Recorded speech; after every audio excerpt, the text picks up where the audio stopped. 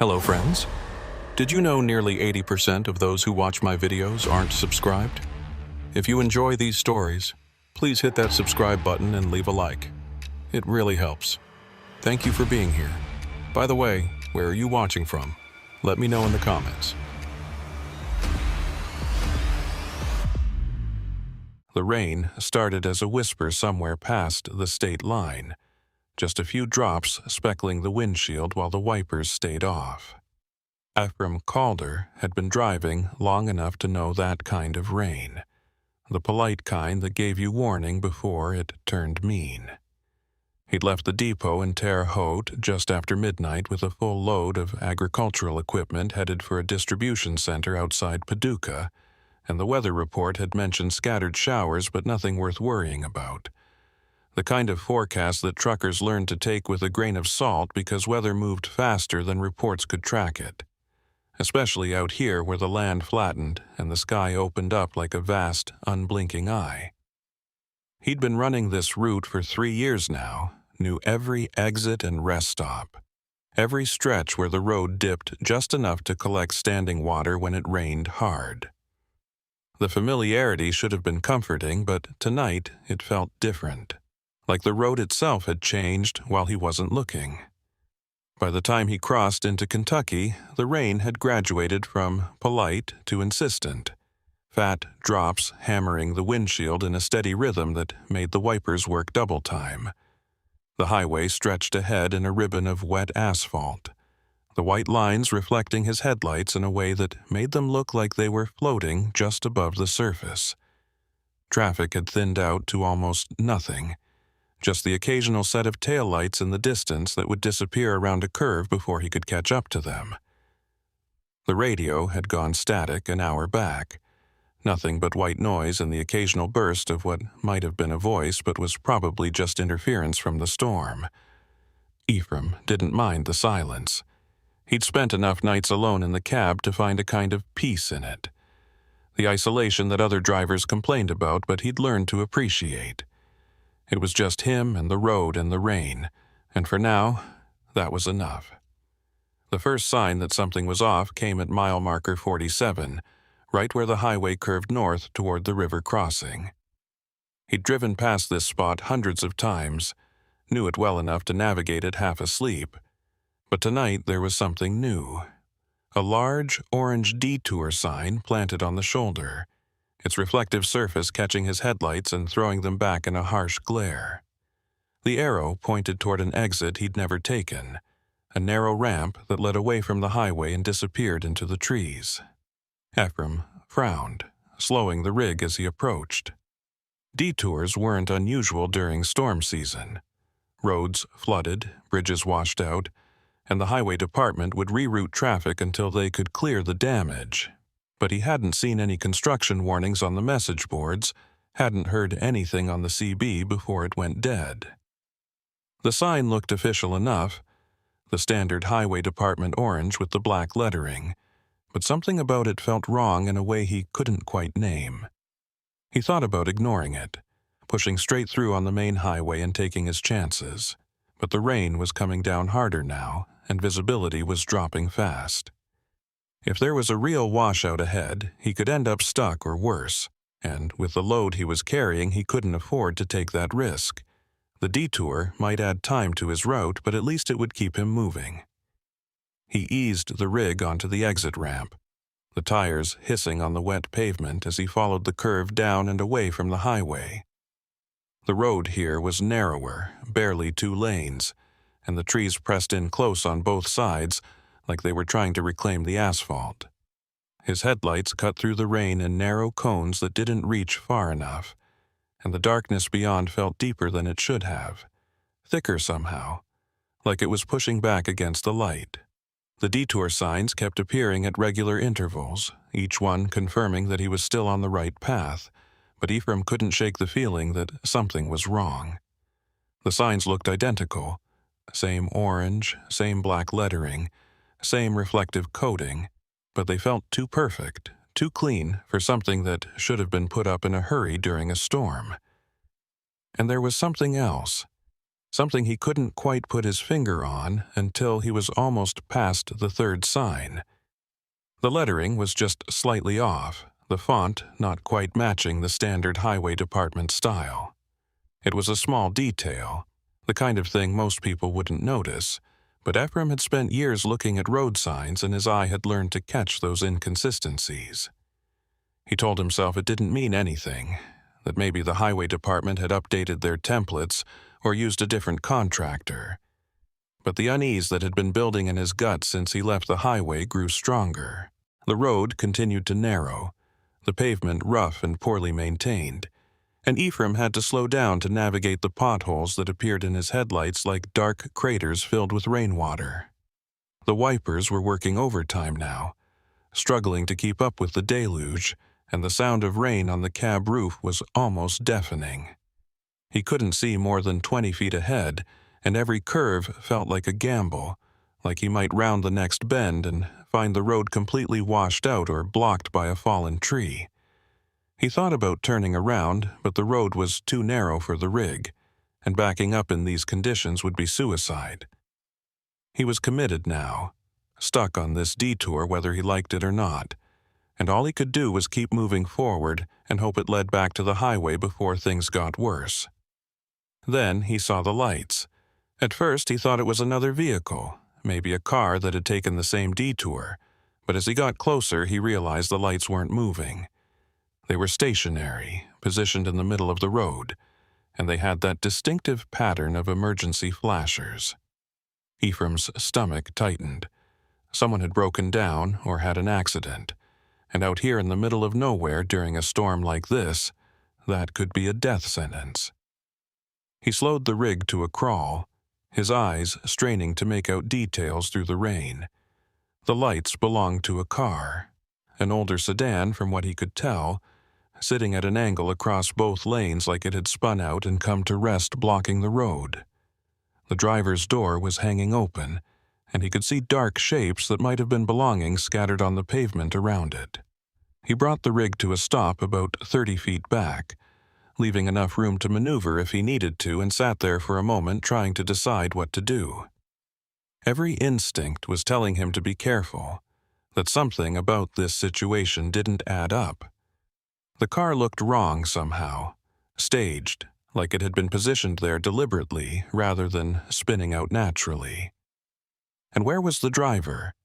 If they'd gotten out to look for help, they should have been visible in his headlights, or at least left some kind of trail, but there was nothing. Just the car and the rain and the darkness pressing in from all sides. Ephraim reached for the CB radio out of habit before remembering it was still dead. Nothing but static. His cell phone showed no signal, not surprising given how far off the main highway they were and how thick the storm had gotten. He made his decision. He couldn't just sit here. If someone was hurt, they might need help, and leaving them out in this weather would be as good as killing them himself. He grabbed his flashlight from the console and his rain slicker from behind the seat, then pushed open the door and stepped down into the storm.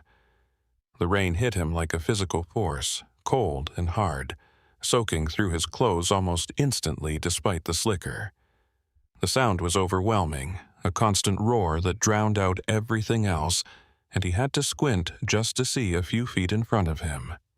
He made his way toward the car, his boots splashing through puddles that had already formed on the cracked pavement, the flashlight beam cutting through the rain in a weak cone that barely illuminated anything. As he got closer to the car, he could see more details. The vehicle was old, probably from the early 90s, with rust eating through the wheel wells and a cracked taillight held together with duct tape. The license plate was so covered in mud he couldn't read it, and the open driver's door was swinging slightly in the wind, the hinges creaking in a way that made his skin crawl. He swept the flashlight across the interior, but it was empty. No driver, no passengers, no sign that anyone had been in it recently except for a duffel bag on the back seat and what looked like fast food wrappers on the floor.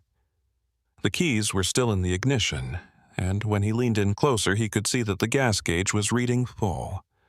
A car with a full tank didn't just break down in the middle of the road. and a driver didn't abandon a running vehicle with the keys still in it unless something was seriously wrong. Ephraim straightened up, his unease crystallizing into something sharper. This wasn't an accident. This was a setup. The realization hit him with the force of the rain, and suddenly all the pieces clicked into place. The detour signs that looked just slightly wrong, the narrow road that seemed designed to funnel traffic into a specific path, and now this conveniently placed breakdown blocking the only way forward. Someone had gone to a lot of trouble to create this situation, and that meant they were still around somewhere, watching and waiting for whoever came along. His hand tightened on the flashlight and he took a step back toward the rig, his eyes scanning the darkness on either side of the road. The trees were too thick to see into, the rain too heavy to make out any movement, but he could feel it now, that prickling sensation on the back of his neck that told him he wasn't alone. He was halfway back to the cab when he heard the engine. Not his rig, something else coming from behind him, back the way he'd come.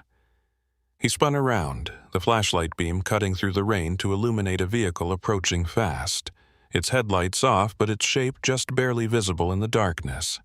A pickup truck, old and battered, moving with the kind of reckless speed that only made sense if the driver knew exactly where they were going.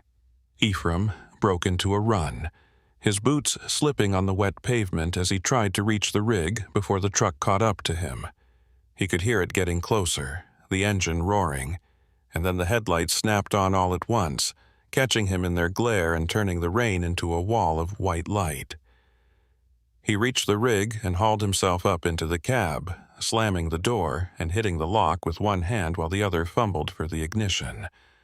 The diesel engine coughed to life with a sound that was almost reassuring in its familiarity, and he slammed the rig into gear, ready to push the sedan out of the way if he had to.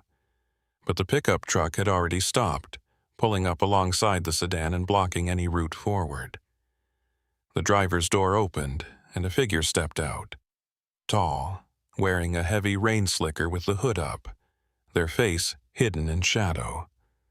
They stood there for a moment, just watching, and then they reached back into the truck and pulled out something long. A tool, maybe, or a weapon. Ephraim couldn't tell through the rain, but he wasn't about to wait and find out. He threw the rig into reverse, the transmission grinding in protest as the truck began to back up. The figure started walking toward him, not running, but moving with that same deliberate pace that suggested they had all the time in the world, like they knew he had nowhere to go. Ephraim kept reversing, his eyes flicking between the mirrors and the windshield, trying to navigate the narrow road backwards while keeping the figure in sight. The rain was making it nearly impossible to see, the wipers barely keeping up, and twice he felt the rear wheels slip on the muddy shoulder before he managed to correct. The figure kept coming, closing the distance slowly but steadily, and Ephraim realized with a sick certainty that they were herding him, pushing him back toward whatever was waiting further down the detour. Then he saw the second set of lights, behind him this time, blocking the road he'd just traveled. Another vehicle, another figure stepping out into the rain. Ephraim's chest tightened. He was boxed in, trapped between two vehicles on a road that was too narrow to turn around. His mind raced through options and came up empty. He couldn't go forward, couldn't go back, and trying to push through would likely end with him stuck or disabled, at the mercy of whoever had set this trap. The CB was still dead, his phone still showing no signal, and there was no one else on this road who could help him. He was on his own, and he was running out of time. The figure from the pickup had reached the front of his rig now, standing just outside the range of his headlights, and Ephraim could see what they were holding. A tire iron, long and heavy, the kind of thing that could punch through a windshield or cave in a skull if used with enough force. The figure tilted their head, studying the rig like they were deciding the best way to get inside, and then they started walking along the driver's side, tapping the tire iron against the trailer as they went. The sound was rhythmic, almost casual, metal on metal cutting through the roar of the rain. Ephraim's hand moved to the door lock, making sure it was secure, and he reached under the seat for the steel pry bar he kept there for emergencies. It wasn't much against a tire iron, but it was better than nothing. The figure reached the driver's door and stopped. For a long moment, they just stood there, close enough that Ephraim could see the water running off their slicker, could see the shape of their jaw beneath the hood. And then they raised the tire iron and brought it down hard against the window. The glass held, spiderwebbing from the impact but not breaking, and Ephraim flinched back even though he'd been expecting it. The figure hit the window again and again, each impact sending new cracks racing across the glass. It was only a matter of time before it gave way, and then there would be nothing between Ephraim and whatever they had planned for him. He gripped the pry bar tighter, his knuckles white, his heart hammering against his ribs so hard it felt like it might break through. The glass shattered on the fourth hit, exploding inward in a shower of fragments that caught the light from the dashboard and glittered like ice. The figure reached through the gap, their hand fumbling for the door handle, and Ephraim swung the pry bar with everything he had. It connected with the solid impact that he felt all the way up his arm, and the figure jerked back with a sound that might have been a curse or a grunt of pain. Ephraim didn't wait to see if he'd done any real damage. He threw open the passenger door and dropped out into the rain, landing hard on the pavement and rolling to absorb the impact. His shoulders screamed in protest, but he forced himself to his feet and started running, not toward the road but into the trees, crashing through the underbrush with the rain hammering down and the darkness swallowing him whole. Behind him he could hear shouting, voices cutting through the storm, and then the sound of engines revving. They were coming after him, and they had vehicles while he was on foot in terrain he didn't know. But the trees were thick here, the undergrowth heavy enough to slow them down, and if he could just get far enough away, he might be able to circle back to the highway or find somewhere to hide until morning. His lungs were burning, his legs pumping, and every breath tasted like rain and panic. He didn't know how long he ran. It could have been minutes or hours. Time losing all meaning in the darkness. But eventually he had to stop, his body refusing to go any further. He collapsed behind a fallen log, gasping for air, the rain running down his face and mixing with what might have been tears or might have been just more water. He couldn't tell anymore. He stayed there for what felt like forever, listening for any sound of pursuit, but all he could hear was the rain and his own ragged breathing. The voices had faded, or maybe they'd given up, or maybe they were just waiting for him to make a mistake. His clothes were soaked through, his skin numb with cold, and he knew he couldn't stay here much longer. Hypothermia would kill him just as surely as whatever those people had planned, and at least if he kept moving, he had a chance. He forced himself to his feet, using the log for support, and tried to get his bearings. The rain made it impossible to see more than a few feet in any direction, but somewhere to his right he thought he could see a faint glow that might have been lights. The highway, maybe, or a house, or another trap. He had no way to know, but he had to take the chance. He started moving again, slower this time, picking his way through the undergrowth with his hands outstretched to avoid walking into trees. The glow grew brighter as he got closer, resolving into actual lights, not the harsh white of headlights but the warmer yellow of floodlights, the kind you'd see at a business or a way station. He approached cautiously, staying low, until he could make out the shape of a building through the rain. It was small, single-story, with a covered awning out front and what looked like gas pumps underneath. A truck stop, abandoned by the look of it, but the light suggested someone was still using it for something. He could see vehicles parked around back, several pickups and a van, and his stomach dropped as he recognized one of them. The same pickup that had blocked the road, that had trapped him against the sedan. He was about to back away, to disappear into the trees and find another route, when he heard the sound of a door opening. He froze, pressing himself against the trunk of a pine tree, and watched as a figure emerged from the building. They were wearing a rain slicker like the others, but this one was different. Official-looking, with reflective stripes across the shoulders and back. The figure crossed to one of the pickups and pulled something from the bed, and in the brief moment when they passed through the light, Ephraim saw their face clearly. It was a man, middle-aged, with a weathered face, and the kind of build that came from years of hard work. And he was wearing a uniform underneath the slicker, the kind that highway patrol or county sheriffs wore. Ephraim's blood ran cold. This wasn't just some random group of criminals working the detour for whatever they could steal from stranded motorists. This was organized, official, with law enforcement involved either directly or through someone turning a blind eye. And that meant there was no help coming, no rescue, no one he could turn to who wouldn't be part of the same system that had set this trap in the first place. He was truly on his own, and the rain kept falling, and somewhere in the darkness behind him were people who wanted him dead or worse, and he had nowhere left to run. Ephraim stayed behind the pine tree for what felt like hours, but was probably only minutes, his breath coming in shallow gasps that he tried to keep quiet despite the roar of the rain. The man in the uniform, and it was definitely a uniform now that he could see it clearly, the kind of dark blue with county patches that marked Sheriff's Department, was loading something into the pickup truck bed, working with the efficient movements of someone who'd done this many times before. Ephraim couldn't make out what exactly was being transferred, but the shapes looked like containers, maybe jerry cans or storage boxes, the kind of thing you'd use if you were running an operation that needed to be mobile and leave no trace. His mind was racing, trying to make sense of it all, trying to reconcile what he was seeing with what he thought he knew about how the world worked. But the pieces wouldn't fit together in any way that made him feel safer.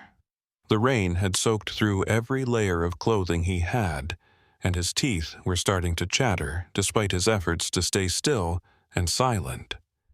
The cold was getting worse, that bone-deep chill that came from being wet and exposed for too long, and he knew he couldn't stay here much longer without risking serious trouble. But moving meant risk too. One wrong step, one snapped branch or splash in a puddle, and they'd know exactly where he was. The truck stop had maybe 4 or 5 vehicles parked around it that he could see, which meant at least that many people inside or nearby, and all of them were working together in whatever this operation was. The odds weren't in his favor, not by a long shot, but staying in the woods and waiting for hypothermia to set in wasn't much of an alternative either. He was trying to decide on his next move when the door to the truck stop opened again, and 2 more figures emerged.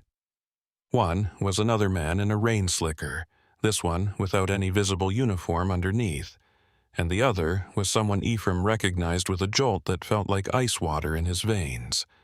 It was the figure who'd smashed his window, the one he'd hit with the pry bar, and they were moving fine. No limp, no sign of injury, which meant his swing either hadn't connected as solidly as he'd thought, or they were tougher than they looked. The 2 of them stood under the awning for a moment, having what looked like a heated discussion, their body language tense, and then the uniformed man from earlier joined them. Ephraim couldn't hear what they were saying over the rain, but he could see gestures being made toward the road, toward the direction he'd run, and he knew they were talking about him. The discussion seemed to reach some kind of conclusion, because the 3 of them split up, the non-uniform-sinned figure heading back inside, the one who'd broken his window climbing into one of the pickups, and the uniformed man walking toward another vehicle parked around the side of the building. Ephraim watched as engines started and headlights came on, cutting through the rain in harsh white beams that swept across the parking area. They were organizing a search, spreading out to cover more ground, and suddenly the woods didn't feel like adequate cover anymore. He needed to move, and he needed to do it now while they were still getting organized, while there was still confusion he could use to his advantage. The problem was figuring out where to go, back toward the detour road was suicide. Deeper into the woods was just delaying the inevitable, and trying to make it to the highway on foot through terrain he didn't know. In the dark and the rain felt like a long shot at best. He made his decision. The truck stop might be their base of operations, but it also had resources. Vehicles with keys potentially left in them. A phone that might work. Maybe even weapons or supplies he could use. It was risky, but staying out here was riskier. And at least inside he'd have walls and a roof while he figured out his next move. He waited until the pickup trucks had pulled out onto the road and their taillights had disappeared into the rain before moving, keeping low and using the parked vehicles for cover as he approached the building. The windows were lit, but he couldn't see anyone moving inside from this angle, and the door the figures had been using was on the far side under the awning. He circled around to the back where a smaller door marked with a faded "Employees Only" sign hung slightly ajar, the frame warped enough that the latch didn't quite catch. Ephraim pushed it open slowly, wincing at the creak of old hinges, and slipped inside. He found himself in a storage room that smelled of mildew and old cardboard. Shelves lined with supplies that looked like they'd been sitting untouched for years. The fluorescent lights overhead were flickering irregularly, casting everything in a stuttering half-light that made the shadows jump and shift.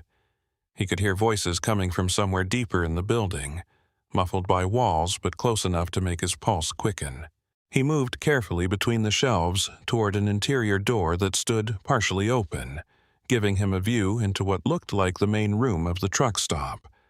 There were tables and chairs scattered around, a counter with an old cash register, and maps spread out across one of the tables covered in markings he couldn't make out from this distance. 2 people were in the room. One was the figure who'd gone back inside earlier, their rain slicker hung up now revealing worn work clothes underneath, and the other was someone Ephraim hadn't seen before, a heavy-set man with a shaved head who was leaning over the maps and pointing at something. They were deep in conversation, their voices carrying just enough for Ephraim to catch fragments. "I should have grabbed him when we had the chance." Kinch said to be patient, that he'd come back to the rig. Been 3 hours now, and Corcoran's getting antsy. The names meant nothing to Ephraim, but the context was clear enough. They'd expected him to go back to his truck, had probably left it as bait, and were getting frustrated that their plan hadn't worked. The realization gave him a small, cold satisfaction. At least he'd done something right by running into the woods instead of trying to salvage his load. The conversation continued, and Ephraim caught more details, piecing together the operation as he listened. Kinch was apparently the one running things, the man with the tow truck who'd set up the detour system to funnel commercial vehicles onto isolated roads where they could be hijacked. Corcoran was the law enforcement connection, the one in uniform, using his authority to make sure no one looked too closely at the missing trucks or asked awkward questions about traffic patterns. They'd been running this for months at least, maybe longer, hitting truckers during storms when visibility was low and response times were slow. The cargo got stripped and sold. The trucks disappeared into chop shops or were repainted and resold across state lines, and the drivers, Ephraim's stomach turned as he realized they weren't talking about what happened to the drivers, which meant it was bad enough they didn't need to say it out loud. He needed to get out of here, and he needed evidence, something he could take to someone higher up the chain than county law enforcement, someone who couldn't be bought or threatened into silence. His eyes scanned the room looking for anything useful and landed on the maps. They were covered in markings, red circles around highway exits, notation about traffic cameras, schedules for patrol routes. That was evidence, hard evidence that would be impossible to explain away if it got into the right hands. The problem was the 2 people standing right next to it, and the fact that Ephraim had no way to photograph it with his phone, having no signal, and no way to carry the maps out without being seen. He was still trying to work out a plan when the door at the front of the building opened and someone else walked in, bringing a gust of rain and cold air with them. It was the uniformed man, Corcoran, apparently. and he looked frustrated and wet, water dripping from his slicker onto the worn linoleum floor. "Nothing," he said without preamble. "Checked the perimeter twice, no sign of him.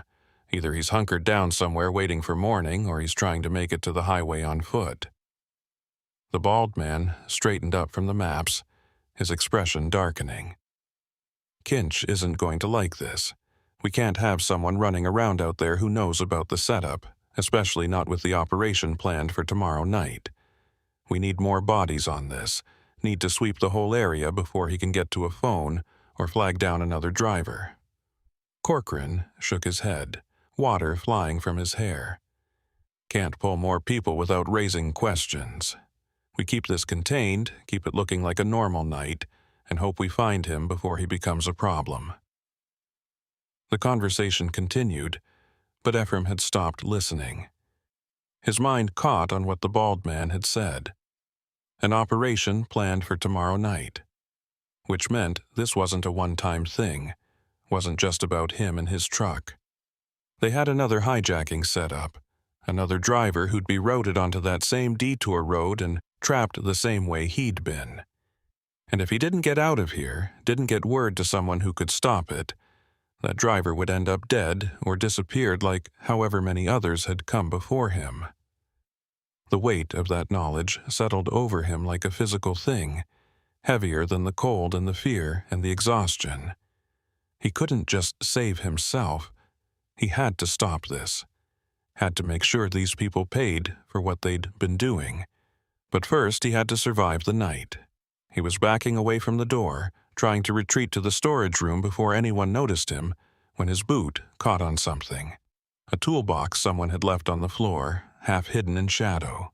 It scraped across the linoleum with a sound that seemed impossibly loud in the quiet of the room, and Ephraim froze. For a heartbeat, no one moved. No one reacted, and he thought maybe they hadn't heard it over the rain on the roof. Then the bald man's head snapped toward the storage room doorway, and his eyes locked onto Ephraim's face. "We got company!" he shouted, already moving. And Ephraim ran. He crashed back through the storage room, knocking over shelves in his wake to slow pursuit, and hit the back door at full speed. The rain was a shock after the relative warmth inside, but he didn't slow down. Couldn't afford to. Just kept running toward the tree line with shouts echoing behind him. He heard the door bang open, heard boots pounding on wet pavement, and then something whistled past his head close enough that he felt the displacement of air. They were shooting at him. The realization came with a detached kind of clarity, like his brain had decided that if they were shooting, then panic wasn't going to help. He just needed to move faster and make himself a harder target. He zigzagged as he ran, using the parked vehicles for cover, and made it to the trees just as another shot kicked up mud a few feet to his left. The woods swallowed him again, and this time he didn't stop to catch his breath, just kept pushing forward with branches whipping at his face and undergrowth grabbing at his boots.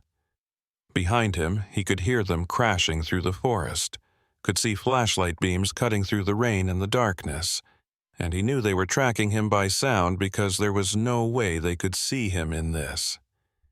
He tried to move more quietly, but speed seemed more important than stealth, and his lungs were burning and his legs felt like lead, but he forced himself to keep going. The rain was his enemy now instead of his ally. Every splash, every broken branch was like a beacon telling them exactly where he was, and the cold was making his muscles slow and clumsy. He ran for what felt like miles, but was probably less than one. The terrain sloping downward now, and then his boot came down on nothing but air, and he was falling. He hit hard, rolling down a muddy embankment that hadn't been visible in the darkness, and came to rest in a shallow creek that was running high and fast with storm runoff. The water was shockingly cold, and for a moment he just lay there stunned, tasting mud and blood from where he'd bit his lip. Then the sound of voices from above brought him back to himself, and he forced his body to move, crawling further downstream, where the bank overhung the water enough to create a small hollow. He wedged himself into it, the cold water flowing around him up to his chest, and tried to control his breathing while the flashlight beams swept overhead. They were close enough that he could hear individual words now. Lost him at the drop-off. Check downstream. He couldn't have gone far. Kinch is going to be pissed. Ephraim pressed himself further back into the hollow, the mud of the bank cold and slick against his back, and watched the lights play across the water. One of them, Corcoran, by the sound of his voice, was arguing that they should call it off until morning, that searching in the dark and the rain was more likely to result in one of them getting hurt than finding anything. But the bald man, who someone called Kinch now that Ephraim was listening carefully, insisted they keep looking. He's seen too much, knows too much. We find him tonight or we shut down the whole operation and scatter, and I'm not about to let 3 years of work go to waste because one driver got lucky. So Kinch was the bald man, the one running things, not the tow truck operator like Ephraim had thought. That changed his mental map of the organization, but it didn't change his situation. He was still hunted, still cold, still trapped. The voices and lights eventually moved away, heading further downstream, and Ephraim stayed in his hollow counting seconds and trying to decide when it would be safe to move. His whole body was shaking now, uncontrollable tremors that he couldn't stop even when he clenched his jaw and balled his fists. The water was stealing his heat faster than his body could generate it, and he knew he couldn't stay here much longer without losing consciousness. But climbing out of the creek meant exposing himself, meant being visible if anyone came back to check the area. He gave it 5 minutes by his count, though time felt elastic and unreliable, and then forced himself to move. His muscles barely responded, cramping and sluggish from the cold, but he managed to drag himself out of the water and up the opposite bank. The rain was still coming down hard enough to wash away his tracks almost as fast as he made them, which was something at least.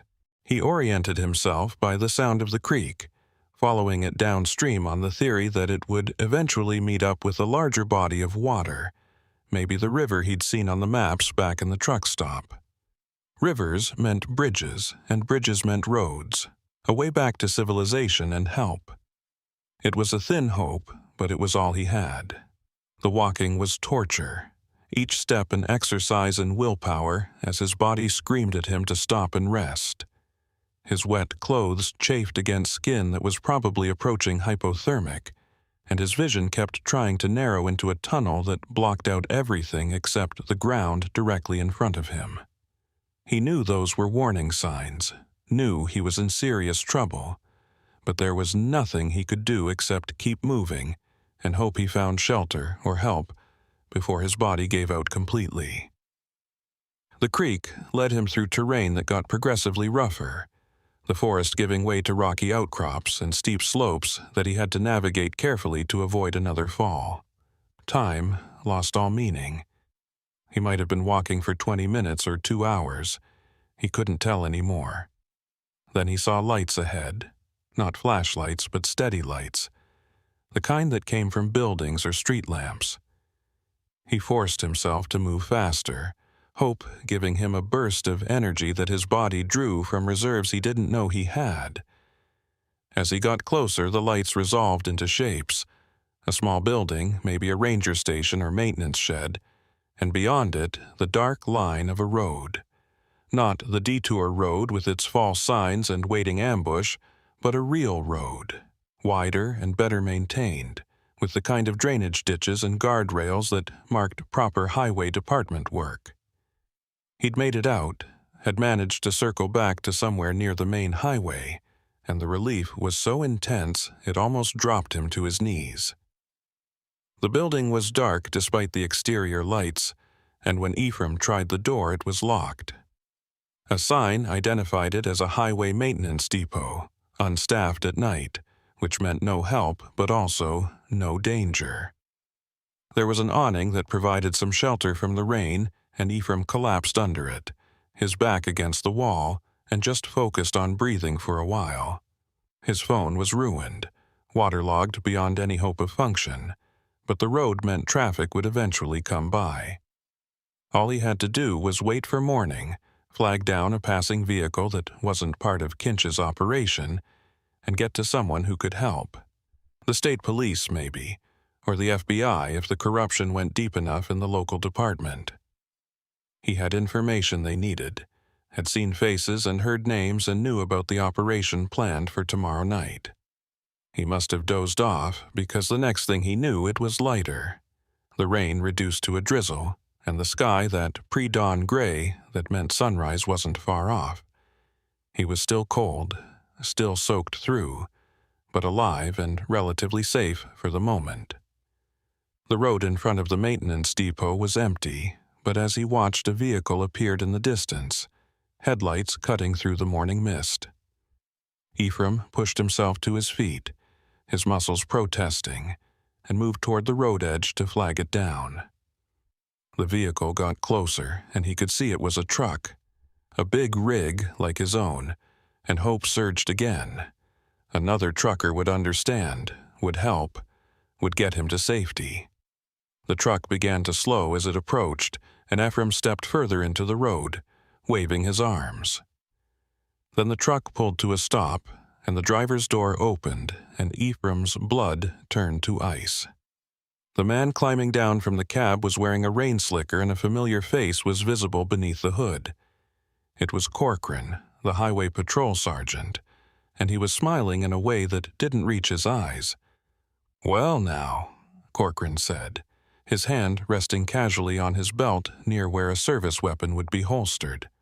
"Looks like we found our lost driver after all. Kinch is going to be so pleased." Ephraim turned to run, but his body was too slow, too exhausted, and before he'd made it 3 steps, hands grabbed him from behind. Someone else had been in the truck, someone he hadn't seen, and they wrestled him to the ground with professional efficiency. His face pressed into wet gravel and zip ties bit into his wrists, and Corcoran's boots appeared in his field of vision. "You led us on quite a chase," the sergeant said conversationally. "Made us work for it, I'll give you that. But you made a mistake thinking the highway was safe, thinking any road out here was safe. We own these roads, friend. Every mile marker, every exit, every depot. You were never going to get away." They hauled Ephraim to his feet and started walking him toward the truck, and he realized with a sick certainty that he'd been herded again, that even his escape had been controlled and guided to bring him to exactly where they wanted him. The truck's trailer was open, empty except for some tie-down straps and a dark stain on the floor that might have been oil or might have been something else. Corcoran climbed up first and reached down to pull Ephraim up after him, and the last thing Ephraim saw before they pushed him into the darkness was the road stretching away into the mist, empty and indifferent to his fate. The trailer doors slammed shut and locked from the outside, and he was alone in the dark with the sound of the engine starting up and the truck beginning to move, carrying him back toward mile marker 47 and whatever waited for him there. The darkness inside the trailer was absolute, the kind of black that pressed against your eyes and made you doubt whether they were open or closed. Ephraim could feel the truck moving beneath him, the vibration of the road through the metal floor, and every bump and turn sent him sliding across the slick surface until he managed to wedge himself into a corner where 2 walls met. His wrists were screaming from the zip ties cutting into them, pulled tight enough that his hands were starting to go numb, and the cold was still working its way through his body despite being out of the rain. The trailer smelled like diesel and rust, and something organic that had gone bad, and he tried not to think too hard about what that might be, or what it meant for the drivers who'd been here before him. He forced himself to focus on immediate problems, rather than spiraling into panic about what would happen when the truck stopped. The zip ties were industrial grade, the kind that wouldn't break no matter how much he twisted or pulled, but they were also the kind that had a weak point if you knew where to look. The locking mechanism was a one-way ratchet, designed to tighten but not loosen, and the only way to defeat it without cutting was to break the pawl that held it in place. Ephraim had seen a training video years ago about escaping restraints, One of those things the company made you watch after a hijacking incident down in Texas, and he'd filed it away as interesting but probably useless information. Now he was grateful for every minute of that boring presentation as he worked his hands around, trying to get enough leverage to snap the mechanism. The technique required getting the ties positioned just right and then applying sudden force in a specific direction, pulling outward while bringing your arms down hard like you were trying to do a lat pull-down at the gym. The problem was doing it in pitch darkness while exhausted and half-frozen, in a moving truck that kept throwing off his balance. He tried 3 times and failed, the plastic digging deeper into his wrists each time he tensed against it, and he could feel warm wetness that was probably blood mixing with the rainwater still soaking his sleeves. On the 4th attempt, something gave. Not the tie itself, but his left shoulder, a sharp pop of pain that made him gasp and nearly made him black out. He'd dislocated it or torn something. He couldn't tell which in the dark, but his hands were still bound, and now he had a new problem to deal with. He sat there for a moment, breathing through the pain, trying to assess how bad the damage was. His left arm wasn't responding right, the shoulder joint feeling wrong in a way that made his stomach turn, but he could still move his fingers even if the motion sent fresh jolts of agony up his arm. He'd have to manage it, would have to push through and hope it held together long enough to matter. The truck was still moving, had been for maybe 20 minutes by his estimate, which meant they were either taking him back to the truck stop or to wherever they did the actual work of processing hijacked vehicles. Neither option was good, but he had to be ready for when the doors opened, had to have some kind of plan, even if it was just making a desperate run for it and hoping he got lucky. The truck began to slow, the engine note changing as it downshifted, and Ephraim felt his pulse kick up another notch. He pushed himself to his feet, his bad shoulder protesting, and moved toward where he thought the doors were. His fingers found the cold metal and traced along it looking for any kind of gap or weakness, but the trailer was solid and the doors were locked from the outside with no interior release. He was trapped completely, dependent on them opening those doors if he wanted any chance at all, and that meant they controlled the when and how of whatever came next. He backed away from the doors and positioned himself to the side, figuring that at least if he wasn't directly in front of them when they opened, he might have a split second of surprise to work with. The truck came to a complete stop and the engine shut off, leaving a ringing silence broken only by the sound of rain still pattering against the trailer roof. Ephraim could hear voices outside, muffled but getting closer, and he recognized Corcoran's distinctive gravel-rough tone mixed with someone else's voice that might have been Kinch. They were discussing something, their words not quite clear enough to make out, and then there was the sound of metal scraping metal as someone worked the lock. Light spilled in as the doors swung open, blinding after the darkness, and Ephraim had to squint against it. When his vision adjusted, he could see 3 figures silhouetted against the gray dawn: Corcoran, Kinch, and someone else he didn't recognize. A lean man with a tow truck operator's build, wearing coveralls stained with grease and what looked like old blood. "Out," Kinch said. Not a request, but a command. And when Ephraim didn't move immediately, the lean man stepped forward and grabbed his arm. The bad arm, naturally, and the pain that shot through his shoulder made him stumble forward and nearly fall out of the trailer. Corcoran caught him almost casually, one hand on his elbow, and guided him down to the ground. They were back at the truck stop, Ephraim realized as he got his bearings. The same parking lot and awning and building he'd fled from hours earlier. His rig was there too, parked off to the side near the gas pumps, and seeing it gave him a pang that was almost physical. All that work to escape, and he'd ended up right back where he'd started. Except now he was injured and restrained and surrounded by people who had no reason to let him live. They walked him toward the building, Corcoran on one side and the lean man on the other, with Kinch leading the way. The rain had tapered off to a light drizzle, but the ground was still soaked. puddles everywhere reflecting the gray sky. Ephraim's boots squelched with each step, and he could feel water still trapped in his clothes, making everything heavier. They took him in through the front door this time, not bothering with stealth, and he found himself in the same main room he'd spied on from the storage area. The maps were still spread on the table, but now there were more of them, detailed topographic charts with routes marked in different colors and annotations written in a cramped hand. A laptop sat open on another table showing what looked like traffic camera feeds, multiple windows cycling through different views of highways and intersections.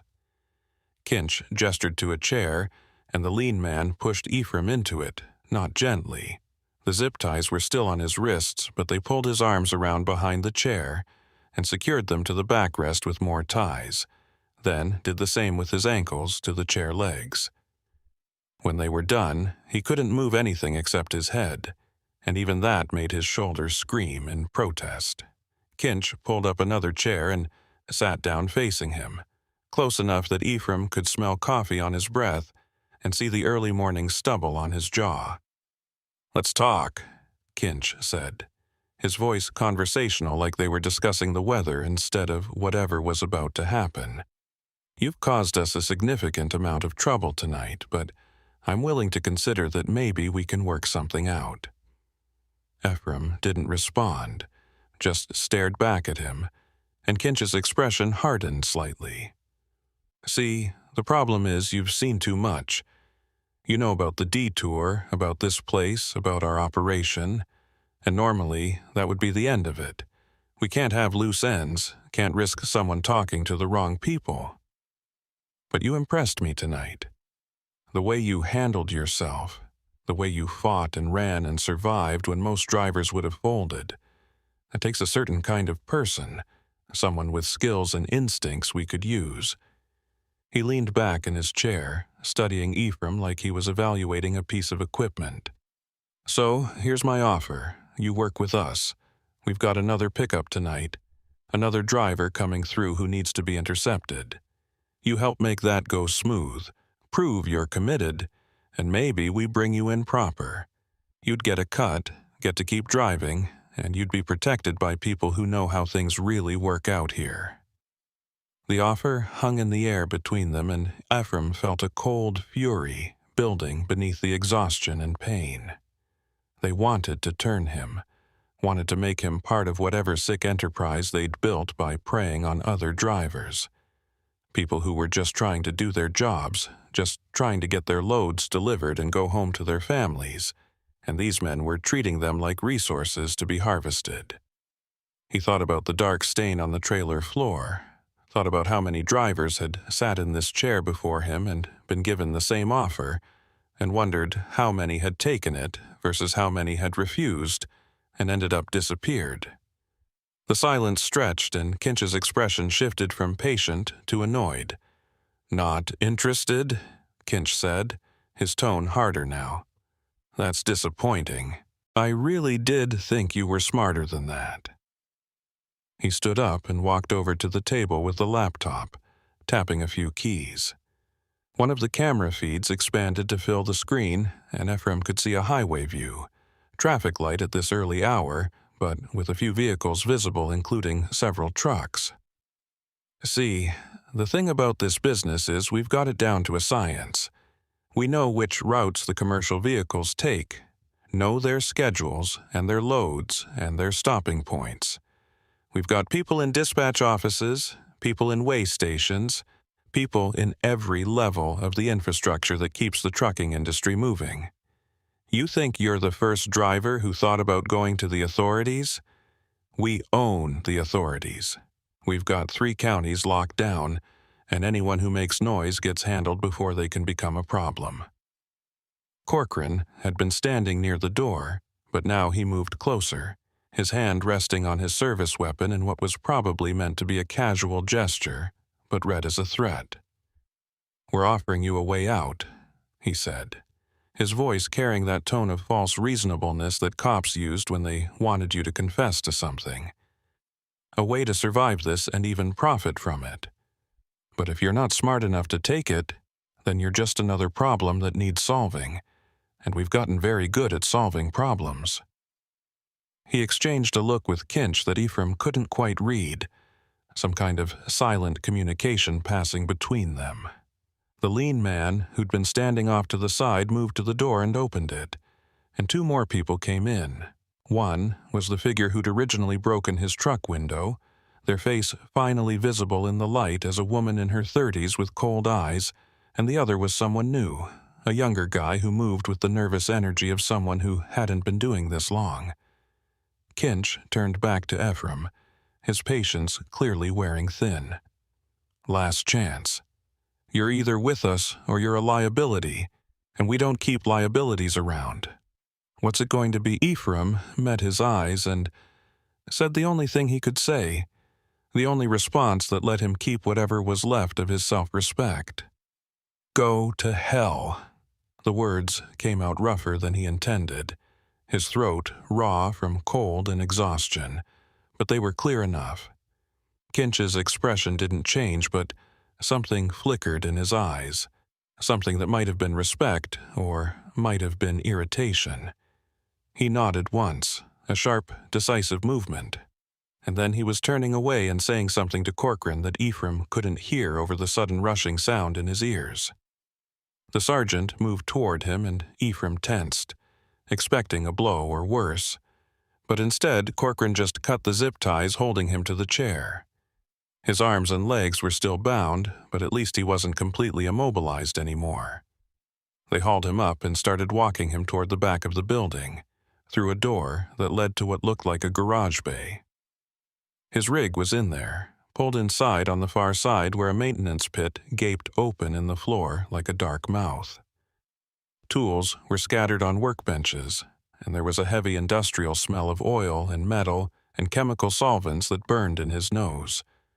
The lean man was doing something with Ephraim's truck, had the hood open, and was working on the engine with the practiced movements of someone who knew exactly what they were doing.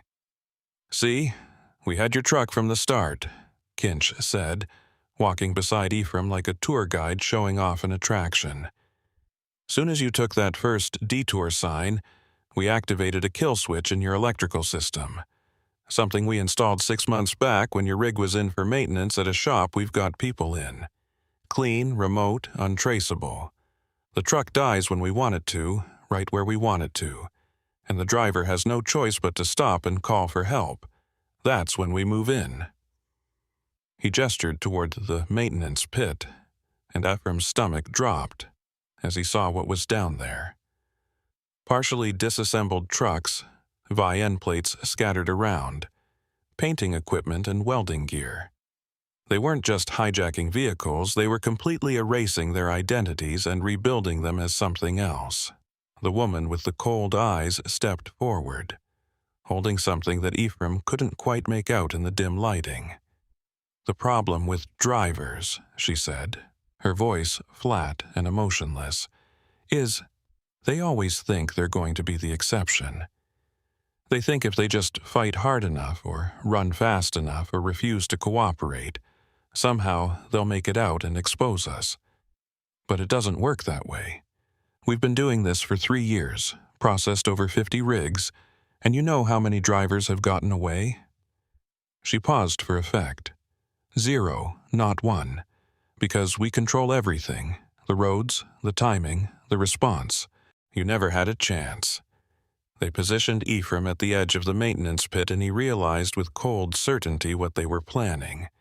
The pit was deep, easily 10 feet, with concrete sides and a floor stained with fluids and debris.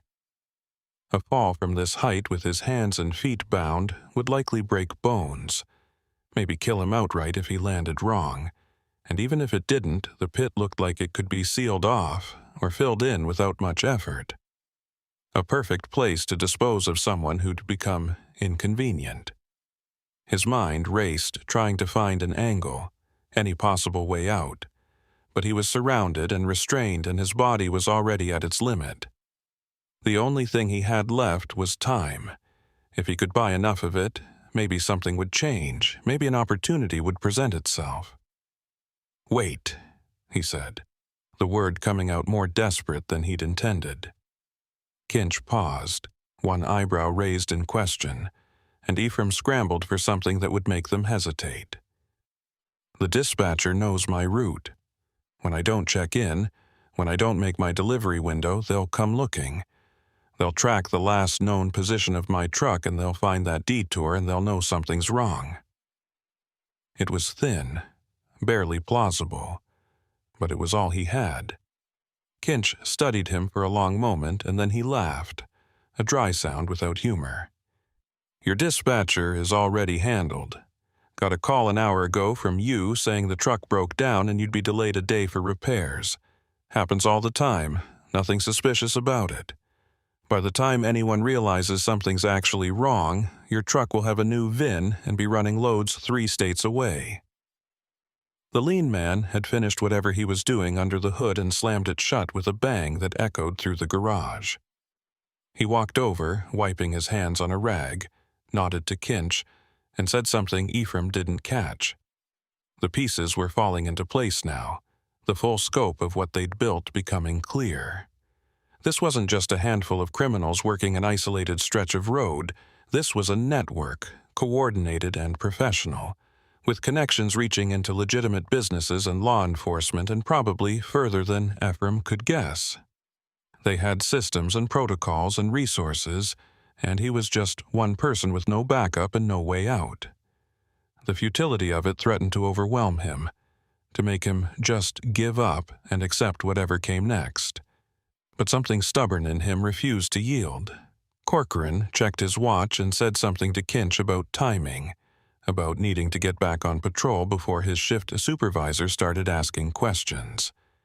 They were wrapping up, getting ready to finish this so they could move on to the next phase of whatever operation they had planned. The woman moved behind Ephraim and he felt her hands on his back, ready to push. And he thought about his sister back in Indiana who'd probably never know what happened to him, about the delivery he'd been trying to make that would never arrive, about all the small ordinary pieces of a life that would just stop as if he'd never existed. And then, impossibly, he heard a sound that didn't belong, the distant wail of sirens getting closer. Everyone in the garage froze, listening. The sirens grew louder, multiple vehicles by the sound of it, and Kinch's expression shifted from confident to alarmed in the space of a heartbeat. "State Police," the lean man said, moving to one of the windows and peering out through grimy glass.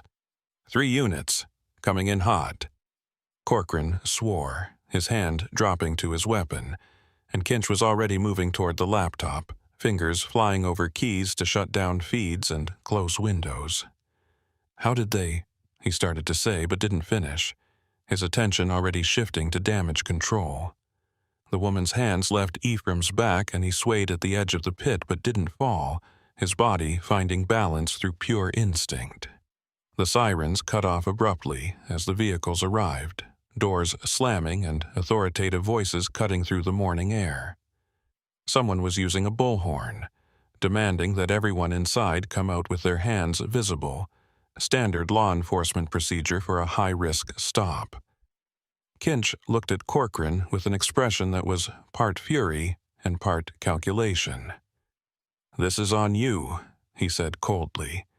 "Your network, your responsibility. Fix it or we all go down." Corcoran moved toward the door, but before he got there it burst open, and state troopers flooded in, weapons drawn, shouting commands that overlapped into an incomprehensible wall of sound. Ephraim saw Kinch's hand move toward something in his jacket and shouted a warning without thinking, and then everything happened at once. Troopers closing on Kinch, the lean man making a break for the back exit, the woman trying to use Ephraim as a shield. A trooper with sergeant's stripes separated from the group and moved directly toward Ephraim, assessing the situation with professional calm. "Get him down and clear," the sergeant ordered, and 2 troopers moved to comply, cutting the zip ties and helping Ephraim away from the pit and out of the immediate chaos. His legs barely held him, and his shoulder was still screaming, but he was alive, and he was free, and somehow against all odds, the cavalry had actually shown up. They guided him outside where an ambulance was already pulling into the lot, and he found himself sitting on the back bumper with a paramedic checking his vitals while state police moved through the truck stop like a coordinated machine. The rain had stopped completely now, and the sky was lightening toward actual dawn, gray giving way to pale blue. The sergeant who'd first spotted him came over once things inside were secured, a woman in her 40s with sharp eyes and a no-nonsense bearing. "Mr. Calder?" she said, confirming his identity even though she clearly already knew who he was. "I'm Sergeant Mallory with the state police. We've been tracking this operation for 2 months, and your GPS unit gave us the final piece we needed to move in." Ephraim stared at her, trying to process that through the fog of exhaustion and shock. "My GPS?" he managed, and she nodded. Every commercial vehicle has one for dispatch tracking. But what these people didn't know is some of them, including yours, also have a secondary safety system that activates when the primary communication goes down. It's a new program, still being rolled out, but it meant we knew exactly where you were even when they thought they'd cut you off completely. She explained more as the paramedic worked. Details about how the investigation had started after multiple disappearances of truckers on this route, how they'd been building a case but needed concrete evidence and real-time intelligence to make arrests that would stick. Ephraim's capture and the subsequent hours of tracking him had given them exactly that. Footage of the detour signs being placed, recordings of conversations in the truck stop, physical evidence of the chop shop operation. They had Kinch, Corcoran, and most of the network in custody, with more arrests rolling out across 3 counties as warrants were executed. It was over, the whole sick enterprise collapsing under its own weight once the light hit it. Ephraim should have felt relief, victory even, but all he felt was numb and hollow, and very, very tired. They transported him to a hospital where doctors confirmed his shoulder was dislocated but not broken, where they treated him for mild hypothermia and dehydration and the various cuts and bruises he'd accumulated during his night of hell. The state police took his statement across several hours, gentle but thorough, and he told them everything he'd seen and heard. They assured him his truck would be returned once it was processed as evidence that his company had been notified and was being cooperative, that he'd probably have to testify when cases went to trial, but they'd make sure he was protected and supported. It was all very professional and compassionate and by the book, but it didn't change the fundamental truth that he'd come within minutes of disappearing forever into a system designed to erase people. He spent 2 days in the hospital before they cleared him to leave, and the company sent someone to drive him home since his truck was still impounded. The driver was an older guy named Marcus, who didn't ask questions, just made small talk about roads and weather and the normal safe topics that truckers use to pass time. Ephraim stared out the window as they drove, watching the highway unroll ahead of them, and every detour sign they passed made his stomach clench. He knew intellectually that Kinch's operation was shut down, that the false signs had been removed and the roads were safe again, but the knowledge didn't help. Trust, once broken, couldn't just be repaired with facts and reassurance. 3 months passed before the company cleared Ephraim to drive again. The official reason was the shoulder injury. It had required physical therapy, and the doctors wanted to make sure he had full range of motion before he went back to handling a rig. But Ephraim knew the real reason was in the psych evaluations they'd made him take, the careful questions about sleep patterns and stress responses and whether he felt ready to be back on the road. He'd answered honestly enough, said what he thought they wanted to hear, and eventually they'd signed off on his return to active duty. What he hadn't told them was about the dreams, the ones where he was still running through dark woods with voices behind him, or the way his hands would shake whenever he saw orange construction signs, or how he'd started taking secondary routes that added hours to his trips just to avoid certain stretches of highway. His first run back was a short haul, just a day trip down to Louisville and back with a partial load of electronics. Easy money, familiar roads, the kind of route they gave to new drivers still learning the ropes. Ephraim understood the message. They were easing him back in, testing to see if he could handle it, and he was determined to prove he could.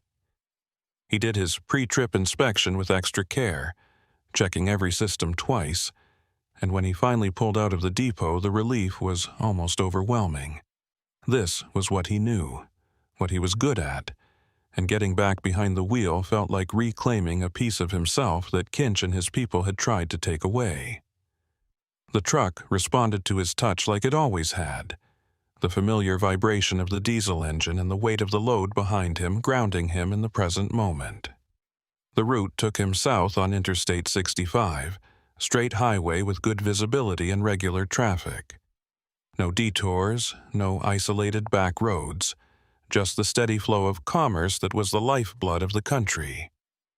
Ephraim kept the CB on, listening to other drivers chat about road conditions and fuel prices and the usual topics that filled the airwaves. The voices were comforting in their ordinariness, a reminder that most people on these roads were just trying to do their jobs, that what had happened to him was an aberration rather than the norm. He made good time, the weather holding clear and dry, and by early afternoon he was pulling into the distribution center in Louisville to drop his load. The receiving clerk was friendly and efficient. The paperwork went through without issues, and within an hour Ephraim was back on the road, heading north empty. That's when the rain started. Just a few drops at first, nothing concerning, but by the time he was 30 miles out of Louisville, it had developed into a steady downpour that reduced visibility and made the road surface slick. Ephraim's hands tightened on the wheel, and he felt his pulse quicken, that old familiar anxiety starting to build in his chest. He told himself it was just rain, that he'd driven through worse hundreds of times, that there was nothing to worry about. But his body wasn't listening to logic. His breathing was getting shallow, his vision narrowing, and he could feel sweat starting to bead on his forehead despite the cab being climate-controlled. He forced himself to focus on the basics, on the mechanical process of driving.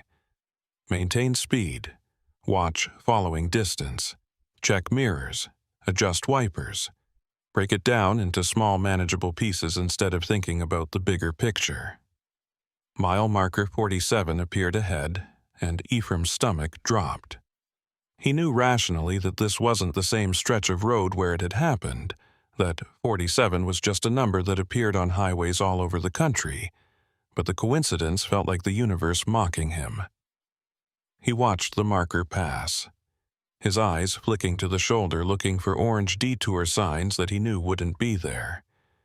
And then he was past it, and nothing had happened. Just another mile marker on just another highway, meaningless and arbitrary.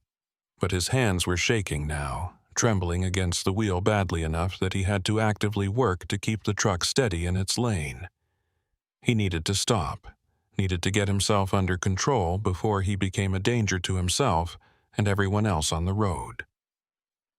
There was a rest area coming up in 5 miles according to the signs, and Ephraim aimed for it like a drowning man swimming for shore. The rain was coming down harder now, the wipers working at full speed and barely keeping up, and every pair of headlights that appeared behind him in the mirrors made him tense. He knew it was irrational, knew that Kinch and Corcoran and the rest of them were in federal custody awaiting trial, but the knowledge didn't help. His brain had learned that highways were dangerous, that other vehicles were potential threats, and unlearning that wasn't something he could do through willpower alone. The rest area exit appeared and he took it carefully, the truck's tires hissing on wet pavement as he rolled into the parking area and found a spot away from the other vehicles. He shut off the engine and just sat there for a moment, hands still gripping the wheel, trying to get his breathing under control. The rain drummed on the cab roof in a steady rhythm that should have been soothing, but instead felt oppressive, like it was trying to trap him inside. He thought about the stories other drivers had told him after the news broke about the hijacking ring. How many close calls there'd been, how many times someone had almost taken a detour or stopped to help a stranded vehicle, but something had made them keep going. Luck, instinct, divine intervention, whatever you wanted to call it, it was the thin line between making it home and disappearing without a trace. Ephraim had been on the wrong side of that line, and somehow he'd survived. But the cost was this constant vigilance, this inability to trust the road the way he used to. His phone buzzed with a text message, and he pulled it out to find a note from Sergeant Mallory. Just a check-in, asking how he was doing and reminding him about the upcoming trial dates. They'd managed to flip several members of Kinch's organization in exchange for reduced sentences, building a case that the prosecutors said was airtight. Ephraim would have to testify, would have to sit in a courtroom and describe everything that had happened while Kinch stared at him from the defense table, and he wasn't looking forward to it. But it was necessary, was part of making sure they stayed locked up where they couldn't hurt anyone else. He typed back a brief response saying he was fine. Back on the road, everything going well. The lie felt necessary, a small fiction to maintain the appearance that he was recovering normally. After 15 minutes in the rest area, he felt steady enough to continue. The rain had lessened to a drizzle and traffic was picking up as rush hour approached. Both good signs that he'd be able to make it back to the depot without incident. He started the engine and pulled back onto the interstate, merging into the flow of vehicles heading north. The miles clicked past, and Ephraim fell into the rhythm of it. The mechanical process of driving occupying enough of his attention that the anxiety receded to a manageable background hum.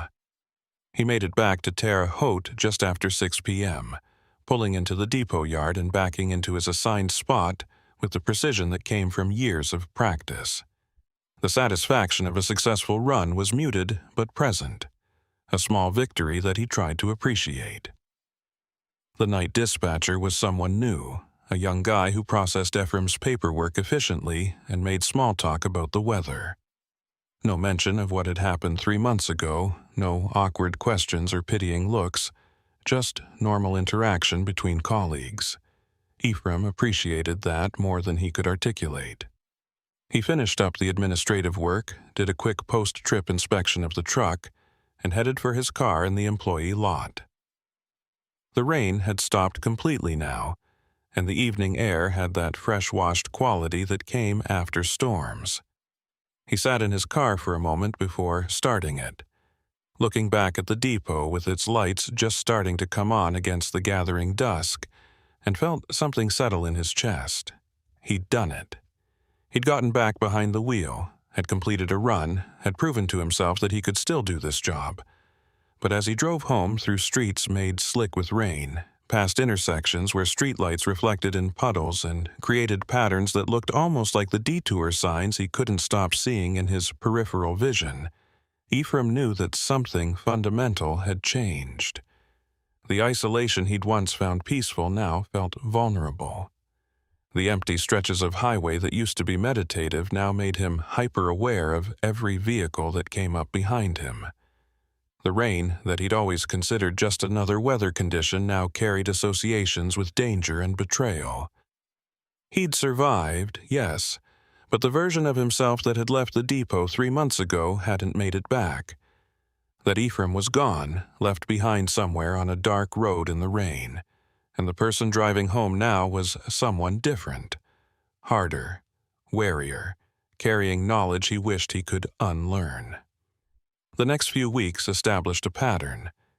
Ephraim took runs, completed them competently, and returned to base without incident. The company was satisfied with his performance. The psych evaluations showed steady improvement, and on paper, everything looked like a successful recovery. But Ephraim knew better. He was going through the motions, doing what was expected, but the joy he'd once found in the work was gone. Every trip felt like a test he had to pass rather than a job he wanted to do, and the constant vigilance required to manage his anxiety was exhausting in a way that the physical demands of driving had never been. He started to wonder if this was sustainable, if he could keep this up for years, or if eventually the strain would break him completely.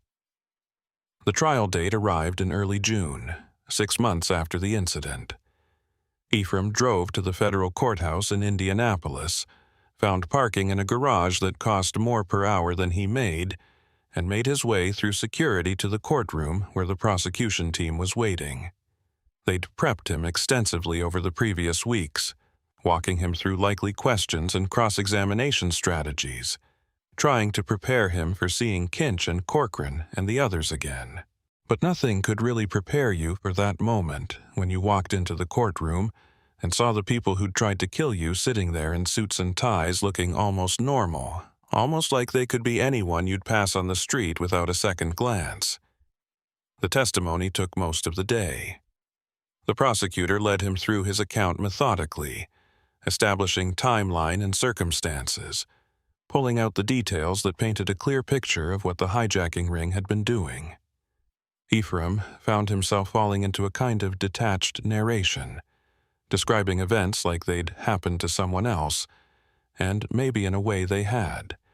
The defense attorneys cross-examined him aggressively, trying to poke holes in his memory and suggest that fear and darkness had made him misinterpret innocent actions, but Ephraim held firm. He knew what he'd seen, what he'd experienced, and no amount of legal maneuvering could change those facts. When he finally stepped down from the witness stand, he felt hollowed out but also oddly lighter, like testifying had been a weight he'd been carrying that he could finally set down. The prosecution told him later that his testimony had been compelling, that combined with the physical evidence and the statements from cooperating witnesses, they were confident of convictions on all major charges. Kinch and Corcoran were looking at decades in federal prison, and the others would serve significant time as well. It was justice, as much as the system could provide, but it didn't undo what had happened. It didn't give Ephraim back the comfort he'd once felt on the road, didn't make the rain less threatening or the darkness less oppressive. Justice and healing weren't the same thing, he was learning, and you could have one without necessarily achieving the other. Summer turned to fall and Ephraim kept driving. The company offered him a desk job, something in logistics or dispatch where he could use his road experience without having to be on the highway himself, but he turned it down. Accepting that felt like admitting defeat, like letting Kinch win even from behind bars, and he wasn't ready to do that. So he kept taking runs, kept pushing through the anxiety and the hypervigilance, kept telling himself that eventually it would get easier. Some days were better than others. Clear weather helped, daylight runs were manageable, and routes he'd driven dozens of times before the incident felt almost normal. But rainy nights were still difficult, and any unexpected detour or road closure could send him spiraling into barely controlled panic. October brought another storm system, this one tracking across the Midwest and dumping rain for 3 straight days. Ephraim had a run scheduled to Cincinnati, a route that would take him through areas that could flood in heavy rain, and he seriously considered calling in sick. But the company was short-handed, and the load was time-sensitive medical supplies, and in the end, he couldn't bring himself to let someone else take the risk. He did his pre-trip inspection in the depot yard while rain hammered down, checked his phone for weather updates and road conditions, and finally pulled out just after midnight when traffic would be lightest. The familiar anxiety was there, but he'd learned to work with it rather than fighting it, acknowledging the fear while not letting it control his actions. The drive down was tense but uneventful. The highway mostly clear despite the conditions. Ephraim delivered his load at the Cincinnati distribution center just after dawn, grabbed coffee and a breakfast sandwich at a truck stop, and started the return trip as the rain intensified again. He was making decent time despite the weather, keeping his speed down and his following distance generous, when he saw the signs. Not detour signs, construction warnings for lane closures ahead due to water over the road. legitimate highway department signage with proper formatting and official markers, and he could see the flashing lights of actual road crew vehicles managing traffic up ahead. This was real, normal, exactly the kind of thing that happened on highways during storms. But his heart rate spiked anyway, and his hands tightened on the wheel, and he had to talk himself through it. The road crew funneled traffic into a single lane, one of them standing in the rain with a slow-stop paddle directing vehicles around the flooded section. Ephraim rolled past slowly, nodding thanks to the worker who nodded back, and then he was through and the highway opened up again. Just construction, just normal road maintenance, nothing sinister or threatening. But his hands were shaking again, and he realized he was crying, tears running down his face that he didn't remember starting. He pulled off at the next exit and found a parking lot where he could stop and fall apart for a few minutes. The sobs came hard and fast, releasing tension he'd been holding for months, and when they finally subsided, he felt wrung out but somehow cleaner, like something toxic had been purged from his system. He sat there in the cab while rain continued to fall around him, watching it run down the windshield in streams and rivulets that caught the gray morning light. Eventually, he pulled out his phone and opened his contacts, scrolling to a number he'd been avoiding since the hospital had given it to him. A therapist who specialized in trauma, someone Sergeant Mallory had recommended when she'd noticed Ephraim struggling during trial prep. He told himself he didn't need it, that he could manage on his own, but sitting here in this parking lot crying over construction signs made it clear that he couldn't. He wasn't managing, he was barely surviving, and if he kept pretending otherwise, he was going to end up hurt or dead or causing someone else to get hurt. He pressed call before he could talk himself out of it. The intake appointment was scheduled for the following week, and Ephraim kept it. The therapist was a middle-aged woman named Dr. Reeves, who listened without judgment as he described the incident and its aftermath, who helped him understand that what he was experiencing was normal given the circumstances, and who gave him tools for managing the anxiety when it threatened to overwhelm him. It wasn't a magic solution. Nothing was going to instantly make the trauma disappear, but it was a start. He began going regularly, working through the fear and the hypervigilance and the way his brain had learned to see threats everywhere, slowly rewiring those automatic responses into something more functional. Winter came, and with it, different challenges. Ice instead of rain, reduced visibility from snow, the constant vigilance required to maintain control on slippery roads. But Ephraim found that he was handling it better, that the coping strategies he'd learned in therapy were actually helping. He could distinguish real danger from perceived threat, could talk himself through panic responses before they escalated, could function on the road without constantly being on the edge of breakdown. He'd never get back to where he'd been before. That version of himself was gone permanently, but maybe he could build something new, something that incorporated the experience without being destroyed by it. The following spring, almost a year after the incident, Ephraim took a run that brought him back through the area where it had happened. He hadn't been avoiding it exactly, but he hadn't gone out of his way to drive those roads either. Now, with a load headed for Paducah, he found himself approaching that same stretch of highway where the detour signs had first appeared. His hands tensed on the wheel, and he felt the familiar spike of anxiety, but this time he had tools to manage it. He focused on his breathing, grounded himself in the present moment, reminded himself that the signs were gone, the people responsible were in prison, and he was safe. The mile markers ticked past, 45, 46, 47, and he kept driving. He didn't stop at the site, didn't slow down or try to mark the spot where his life had changed. There was nothing there to see anyway, just highway and trees and the ordinary landscape of rural Kentucky. The detour signs had been removed, the abandoned truck stop had been shut down and secured, and there was no visible evidence that anything had ever happened here. But Ephraim knew, would always know, and that knowledge had become part of him in ways both terrible and transformative. He'd learned things about the world and about himself that he wished he could unlearn, but he'd also discovered reserves of strength and resilience he hadn't known he possessed. The experience had broken something in him, yes, but it had also revealed what was underneath that breaking, a core that could bend without snapping completely. He completed the Paducah run without incident and returned to base as the sun was setting, painting the sky in shades of orange and purple that reminded him why he'd gotten into trucking in the first place: the freedom of the road, the ever-changing landscape, the simple satisfaction of picking up a load and delivering it where it needed to go. Those things were still there, still valid, even if they were now colored by experience and tempered by hard-won wisdom. Ephraim backed his rig into its spot, secured everything properly, and did his final paperwork.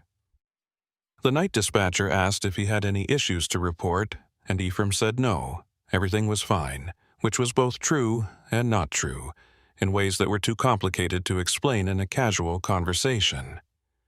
He walked to his car in the gathering darkness, keys in hand, and paused before getting in. Somewhere out on the highways, other drivers were rolling through the night, making deliveries, hauling commerce across the country, living the life he'd chosen and still chose despite everything. Some of them would have easy runs.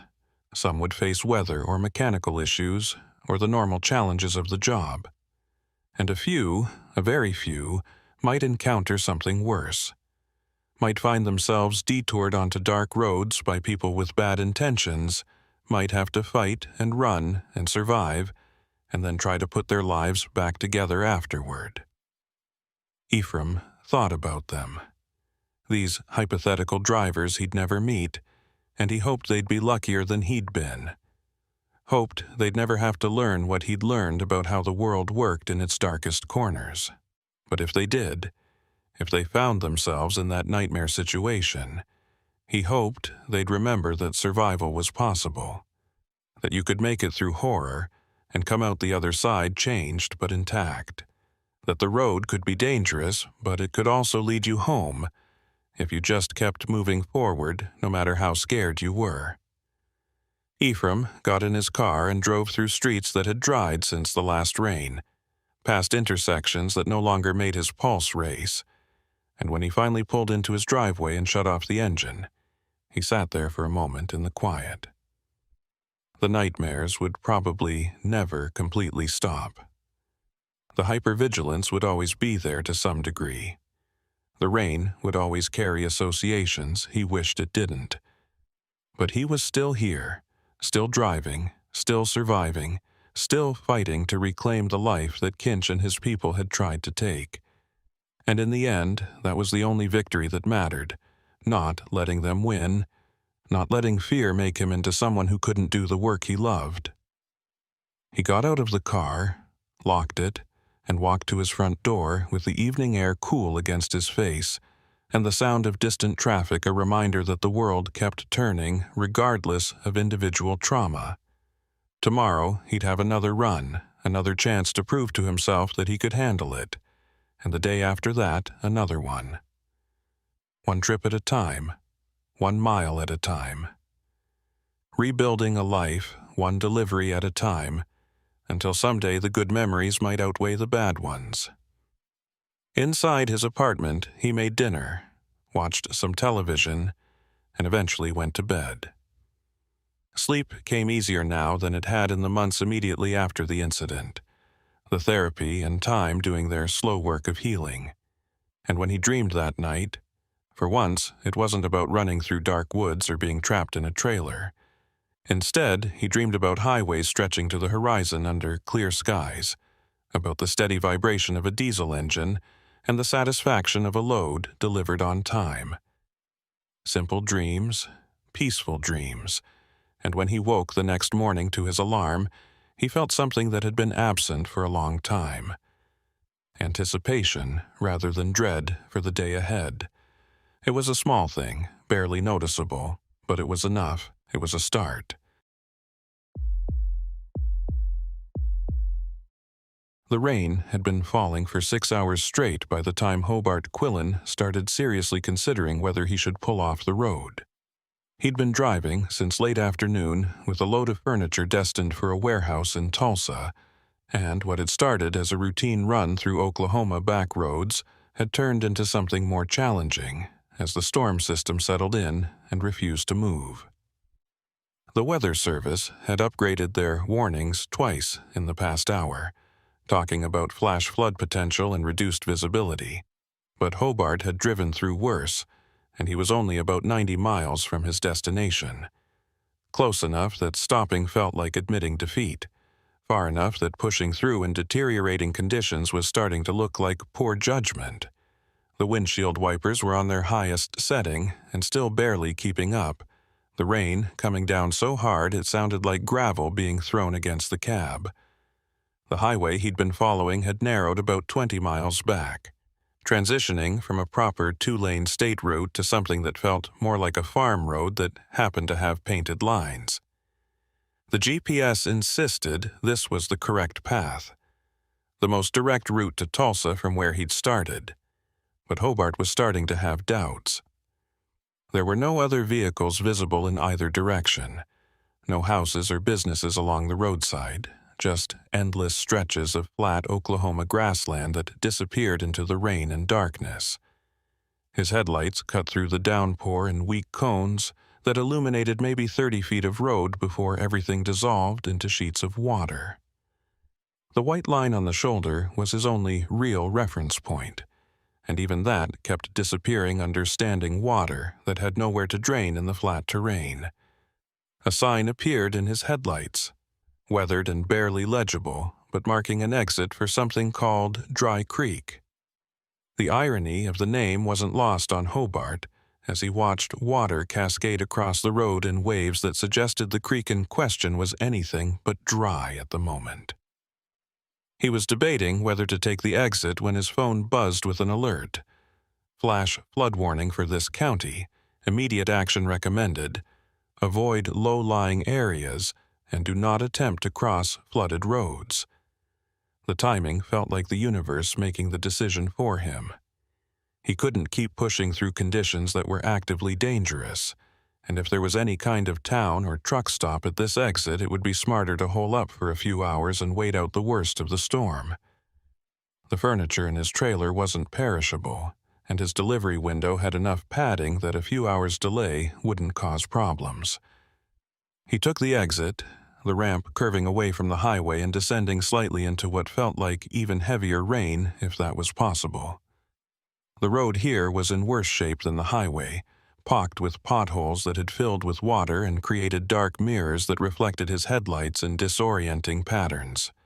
There were no streetlights, no signs of habitation, just the narrow road winding through darkness and rain. Hobart was starting to think he'd made a mistake when buildings appeared ahead, or rather the suggestion of buildings, dark shapes barely visible through the downpour. He slowed to a crawl, trying to make out details, and gradually resolved what he was seeing into a small cluster of structures that might charitably be called a town. A closed gas station with boarded windows, a few houses with no lights on, and off to the right down a gravel drive, a long low building with a neon sign that flickered weakly through the rain. The sign read Dry Creek Motel in faded red letters, with a smaller vacancy sign beneath it that buzzed and sputtered but stayed lit.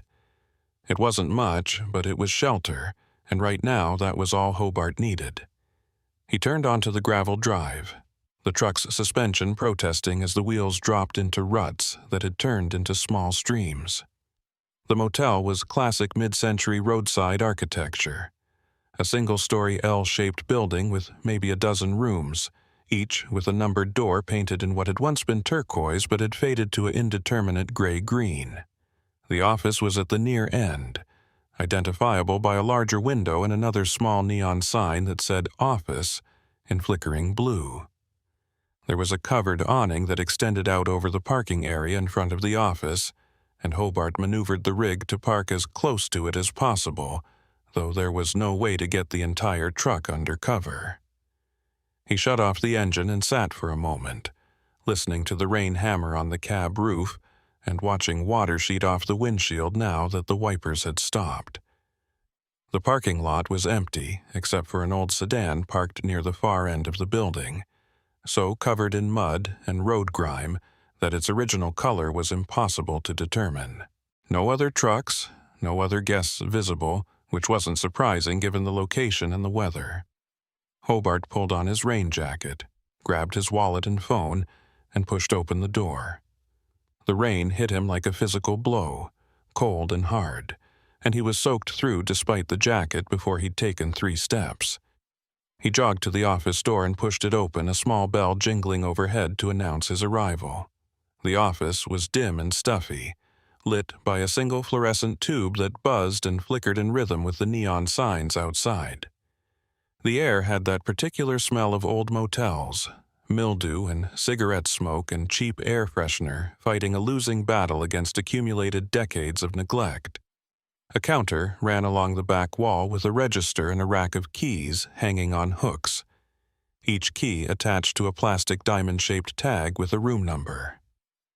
Behind the counter, a doorway led to what was presumably the manager's quarters, a curtain pulled partially across but not enough to hide the blue glow of a television.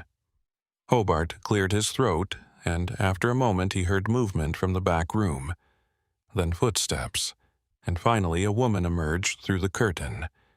She was somewhere in her 50s, thin in a way that suggested hardship rather than health, with gray-streaked hair pulled back in a loose ponytail and the kind of lined face that came from too much sun and too many cigarettes. She was wearing a cardigan over a faded house dress despite the warmth of the office, and she studied Hobart with an expression that was neither welcoming nor hostile, just vaguely assessing. "Help you?" she said, her voice carrying the flat vowels of rural Oklahoma, and Hobart nodded toward the window where rain was visible cascading off the awning. "Need a room for the night," he said. "Maybe just a few hours if this storm passes. Got a truck parked out front, hope that's not a problem." The woman, Odessa, according to the tarnished nameplate on the counter, shook her head. "No problem. Rooms are $40 a night, cash preferred, but I can run a card if that's all you got." She pulled a registration book from under the counter, an actual physical ledger rather than a computer, and slid it toward him along with a pen.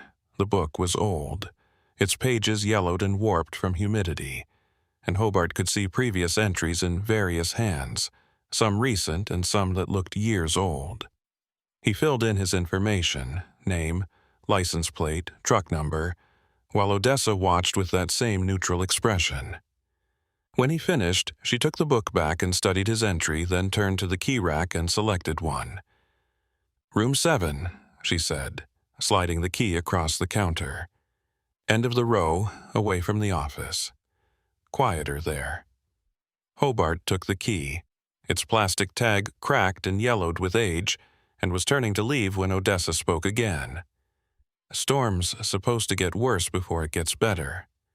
Radio said creeks are already over their banks in some places. You might be here longer than a few hours." There was something in the way she said it that made Hobart pause, an inflection he couldn't quite parse. Warning? Satisfaction? He couldn't tell. "That's fine," he said. "Better to wait it out safe than end up stuck on a flooded road." Odessa nodded slowly, her eyes not quite meeting his. "Sure. Better safe. Anything you need. Office is open all night, usually." She turned away before he could ask what "usually" meant, disappearing back through the curtain to her television, and Hobart was left standing in the empty office with the buzzing fluorescent and the rain sound and a growing sense that something about this situation felt off. He shook off the feeling and headed back out into the rain, jogging to his truck to grab his overnight bag from the cab. Room 7 was at the far end of the building, the last door before the L-shape turned the corner, and Hobart had to wade through ankle-deep water that had pooled in the low spots of the gravel lot to reach it. The key stuck in the lock, and he had to jiggle it several times before the mechanism turned. the door finally swinging open with a creak that suggested hinges that hadn't been oiled in years. He fumbled for the light switch, and fluorescent tubes flickered to life overhead, revealing a room that matched his expectations based on the exterior.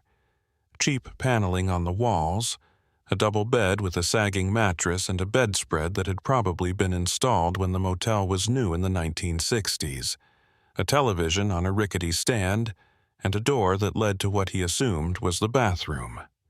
The room smelled stale and unused, like it had been closed up for a while, and there was a faint odor of damp that suggested water had gotten in at some point.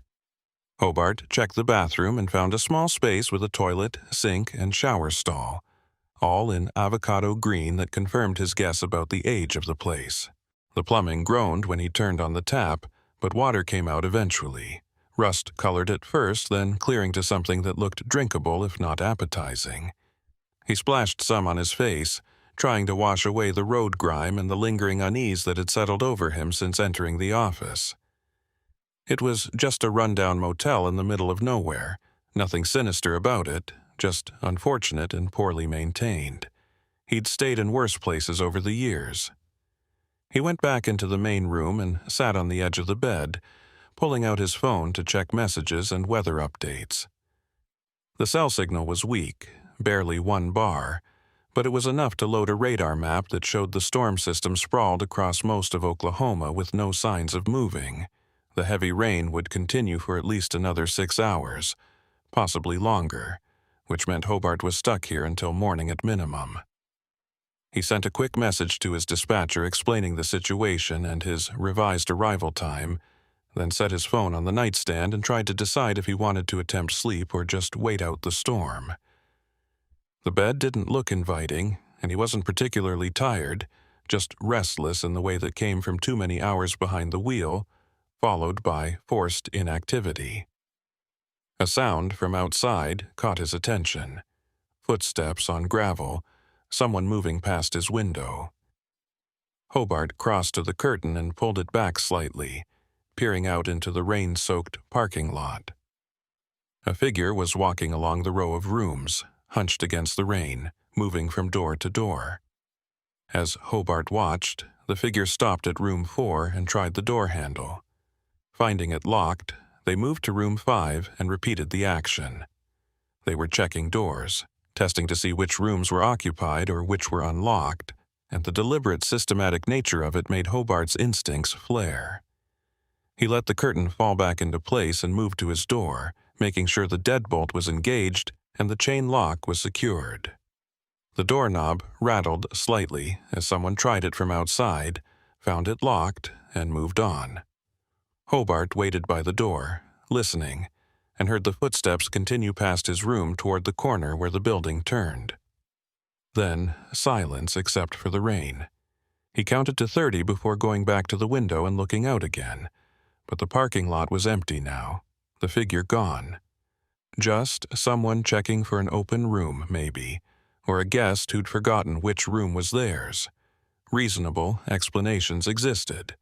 But combined with Odessa's odd manner and the general atmosphere of this place, Hobart's unease was growing into something harder to dismiss.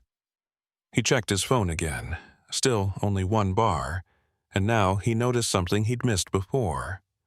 There was no Wi-Fi signal, which wasn't unusual for a budget motel, but more concerning was that when he tried to pull up anything beyond the weather radar, nothing would load. His data connection was essentially non-functional despite the signal bar showing. He tried calling his dispatcher, but the call failed to connect. Just an error message about network unavailability. Then he tried 911, just to test, and got the same result. His phone was showing a signal but couldn't actually communicate with anything. Either the storm was interfering with the cell towers, or something else was blocking the connection, and Hobart wasn't sure which possibility worried him more. He was effectively cut off here, isolated in a rundown motel with no way to call for help if something went wrong. The smart thing would be to get back in his truck and leave, storm or no storm. But looking out the window at the sheets of rain and the water already standing several inches deep in the parking lot, he wasn't sure that was actually safer. Driving in these conditions could be suicidal, especially on roads he didn't know that might already be flooded out. He was weighing his options when he heard voices outside, muffled by the rain but clearly coming from nearby. Hobart moved back to the window and looked out to see two figures standing under the awning near the office, lit by the wan glow of the neon signs. One was Odessa, still in her cardigan despite the weather, and the other was a man in a county jacket, the kind that utility workers or minor officials wore. They were deep in conversation, both gesturing toward the motel building, and something about their body language suggested disagreement, or at least tension. Hobart couldn't make out what they were saying, but he could see Odessa shaking her head emphatically at something the man was insisting on. The conversation lasted another minute before the man threw up his hands in apparent frustration and walked away, heading toward a pickup truck that Hobart hadn't noticed before, parked on the far side of the sedan. The truck started up and pulled out of the lot, its taillights disappearing into the rain, and Odessa stood watching it go before turning and walking back into the office.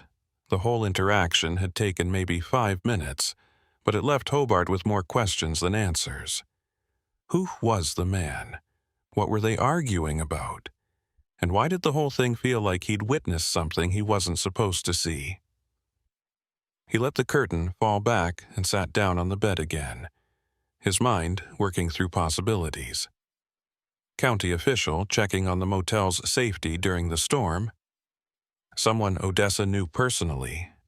Or something else. Something related to the figure checking doors and the odd atmosphere that seemed to permeate this place. The smart thing, the safe thing, would be to trust his instincts and get out of here. But where would he go? The highway was barely passable when he'd left it, and that was an hour ago when conditions were better.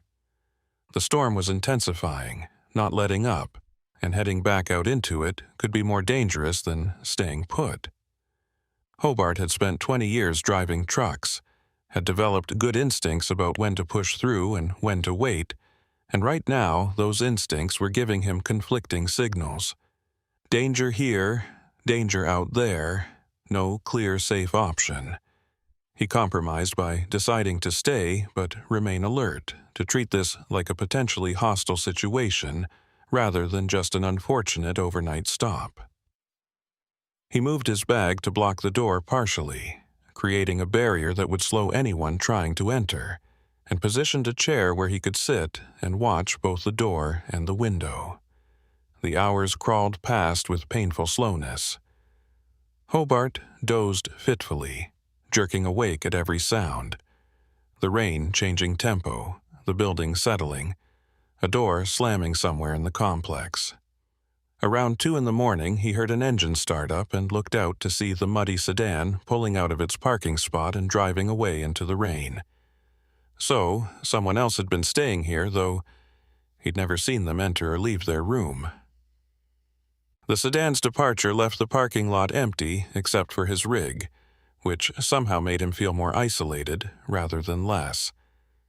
He was alone here now with just Odessa in the office, assuming she was still there, and whoever or whatever had been checking doors earlier.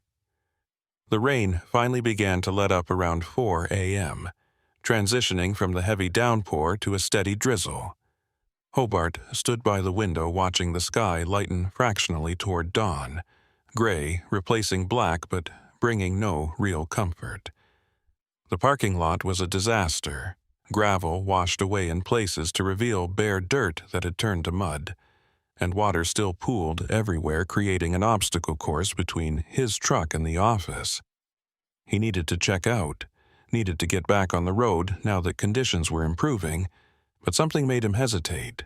The normal procedure would be to return the key to the office, but the thought of going back into that dim, stuffy room with Odessa's assessing eyes and the general wrongness of the place made his skin crawl. He could just leave the key in the room and go, but that felt like leaving loose ends. He was still debating when he heard the sound of another vehicle approaching, tires splashing through water. Hobart moved to the window and saw a county vehicle pulling into the lot, some kind of official truck with a light bar on top. The truck parked near the office and a man got out. Not the same one from earlier. This one was older and moved with the deliberate bearing of someone in authority. He was wearing a uniform, county storm warden according to the patches visible on his jacket, and he headed directly to the office door without looking around. Hobart watched as the man disappeared inside, then moments later emerged with Odessa, both of them standing under the awning in what looked like another tense conversation. This time, Hobart could make out fragments over the diminishing rain. The man, Ferris Blaine, he would later learn, was saying something about protocols and evacuation orders and unregistered guests. Odessa was arguing back, her voice rising enough to carry, insisting that everything was in order and she had every right to keep the motel open. Blaine was shaking his head, pointing at something Hobart couldn't see, maybe a clipboard or official documents. The argument continued for several minutes, neither party willing to give ground, and Hobart realized that whatever was happening here was bigger than just a rundown motel staying open during a storm. There was history here, conflict between Odessa and local authorities, and he'd stumbled into the middle of it. The conversation ended with Blaine getting back in his truck and leaving, though his body language suggested this wasn't over. Odessa stood under the awning watching him go, and then her head turned and she looked directly at room 7, directly at the window where Hobart stood. For a moment, their eyes met through the rain-streaked glass, and Hobart saw something in her expression that sent ice down his spine. Not anger or fear, but something calculating. Something that suggested she'd known all along that he was watching. Then she smiled, a small, tight expression that didn't reach her eyes, and turned back to the office. Hobart let the curtain fall and stepped back from the window, his heart hammering in a way that had nothing to do with physical exertion. He needed to leave. He needed to leave right now. Whatever was happening at the Dry Creek Motel, he wanted no part of it. Hobart moved quickly but deliberately, gathering his belongings and stuffing them into his overnight bag with hands that wanted to shake, but that he forced to remain steady. Years of trucking had taught him that panic was worse than almost any actual danger, that keeping your head clear and your movements purposeful was how you survived unexpected situations. He did a final sweep of the room to make sure he hadn't left anything behind. Wallet, phone, keys, all accounted for, and then approached the door. His hand was on the deadbolt when he paused, listening. The rain had diminished to a light patter now, and beneath it he could hear something else, footsteps on gravel, moving along the front of the motel building, coming closer to room 7. He stepped back from the door and moved to the window, pulling the curtain aside just enough to see out without being obvious about it. Odessa was walking along the row of rooms, moving with purpose despite the mud and standing water, and she was carrying something. As she got closer, Hobart could make out what it was. A key ring, heavy with multiple keys, and she was stopping at each door to peer in the windows before moving to the next. She was checking the rooms, making sure they were actually empty or occupied, and Hobart realized with cold certainty that she was working her way toward him. He had maybe 2 minutes before she reached room 7, maybe less, and his truck was parked 30 feet away across a parking lot that had turned into a muddy obstacle course. The smart play would be to confront her directly, to open the door and say he was checking out and thanks for the room, and just walk past her to his truck like everything was normal. But every instinct was screaming that engaging with Odessa right now would be a mistake. That whatever was happening at this motel required avoiding interaction rather than seeking it. Hobart made his decision. He grabbed his bag, unlocked the door as quietly as possible, and slipped out while Odessa was still 3 rooms away with her back partially turned. The rain immediately soaked him, but he ignored it, moving quickly toward his truck while trying not to splash too obviously through the puddles. He was halfway there when he heard Odessa's voice cutting through the morning air. "Checking out already?" She'd turned around faster than he'd expected, was standing in front of room 5, watching him with that same neutral expression. Storm's letting up, but the roads are still bad. Might want to wait another hour or two. There was something in her tone that made it sound less like advice and more like a command, and Hobart felt the hair on the back of his neck stand up. He forced himself to turn and face her, to keep his expression casual despite the adrenaline flooding his system. "Yeah, got a delivery window to make," he called back, raising his voice over the rain. "Thanks for the room, though. Keys on the dresser." He turned back to his truck without waiting for a response, climbing up into the cab and pulling the door shut behind him with more force than necessary. His hands were shaking now as he fumbled the key into the ignition, and he had to take a breath to steady himself before turning it. The diesel engine coughed once, twice, and for a horrifying moment he thought it wasn't going to start. Then it caught and rumbled to life, and relief flooded through him so intensely it was almost painful. He put the truck in gear and started to pull forward, and that's when he saw Odessa moving. She wasn't walking anymore, she was running, cutting across the parking lot at an angle that would intercept him before he could reach the exit. Her expression had changed from neutral to something harder, more determined, and she was shouting something he couldn't make out over the engine noise. Hobart accelerated, the truck's tires spinning in the mud before finding purchase, and he aimed for the gravel drive that led back to the main road. Odessa reached the edge of the parking lot and stopped, still shouting, and now Hobart could see she was waving her arms in a stopping motion. He ignored her and kept going, the truck bouncing over ruts and through standing water, and then he was on the gravel drive headed away from the motel. In his mirrors, he could see Odessa standing in the parking lot watching him go, and then she turned and ran back toward the office. Going for a phone, maybe, or something else, and Hobart didn't want to think too hard about what that something else might be. The gravel drive was worse than he remembered from last night, washed out in places and slick with mud, and twice the truck fishtailed slightly before he got it back under control. But then he was reaching the main road, such as it was, and turning back toward where he thought the highway would be. The road was partially flooded, water running across it in sheets that made it hard to distinguish the pavement from the shoulders, but Hobart had driven through worse, and he kept his speed reasonable and his eyes scanning for hazards. A mile from the motel, he passed the county storm warden's truck, parked on the shoulder with its lights on, and he caught a glimpse of Ferris Blaine standing beside it looking at something on a clipboard. Blaine looked up as Hobart passed, and their eyes met for a moment, and Hobart saw what looked like surprise on the warden's face before the truck was passed and the moment was gone. He kept driving, putting distance between himself and Dry Creek, and gradually his heart rate began to slow toward something approaching normal. The rain had almost stopped now, just a light mist hanging in the air, and the sky was lightening properly as dawn broke over the flat Oklahoma landscape. Hobart's phone suddenly buzzed with a series of delayed notifications, all arriving at once, and he realized he had signal again. Real signal that actually worked. He pulled over at the first wide spot he could find and sat there for a moment, engine idling, while he checked his messages. Several from his dispatcher asking for updates, a weather alert that was now outdated, and a voicemail from a number he didn't recognize.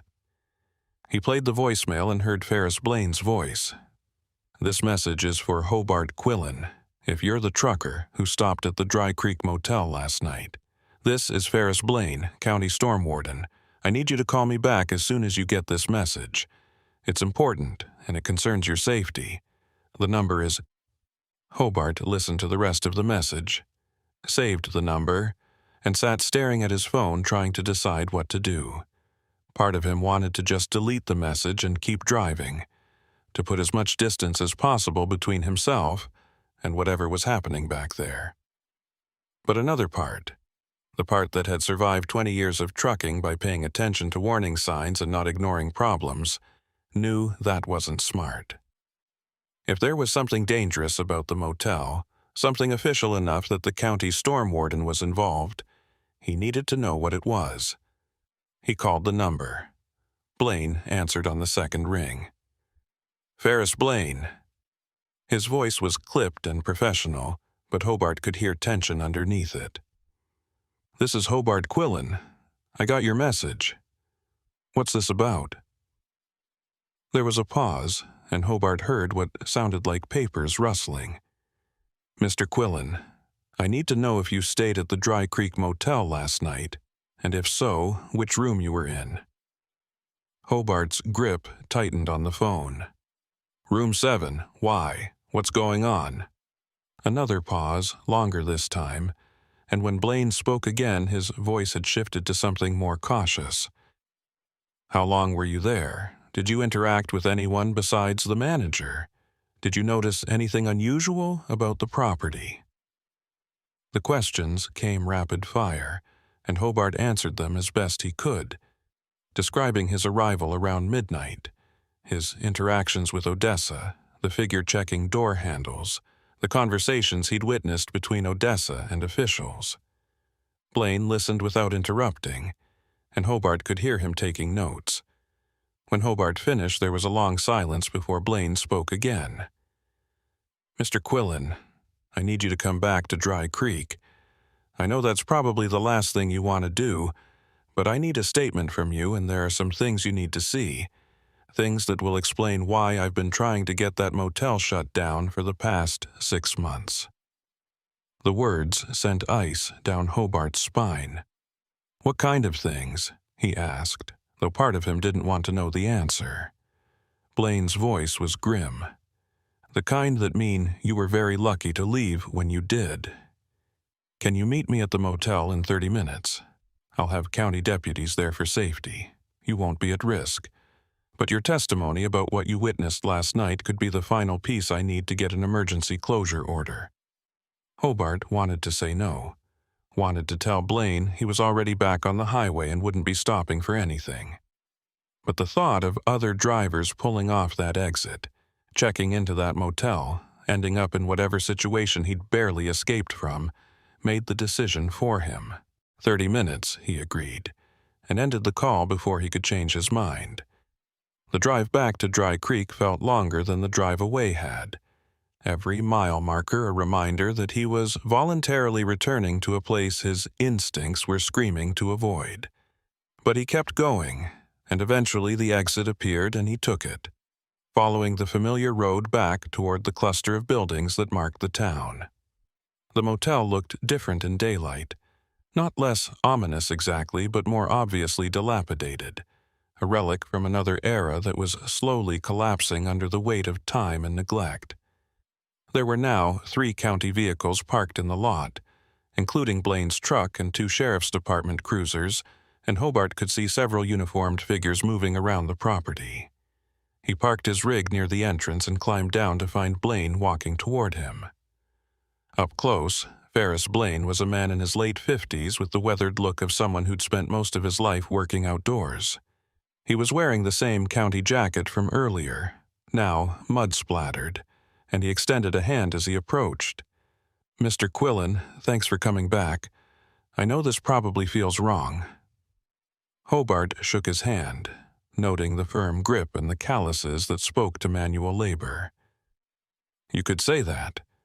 What's going on here that's got county resources mobilized at dawn?" Blaine gestured toward the motel building.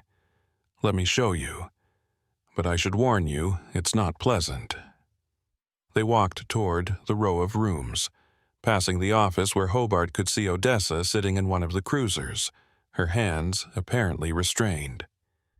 She saw him, and her expression shifted to something between anger and what might have been desperation, and she started saying something that was muffled by the car windows.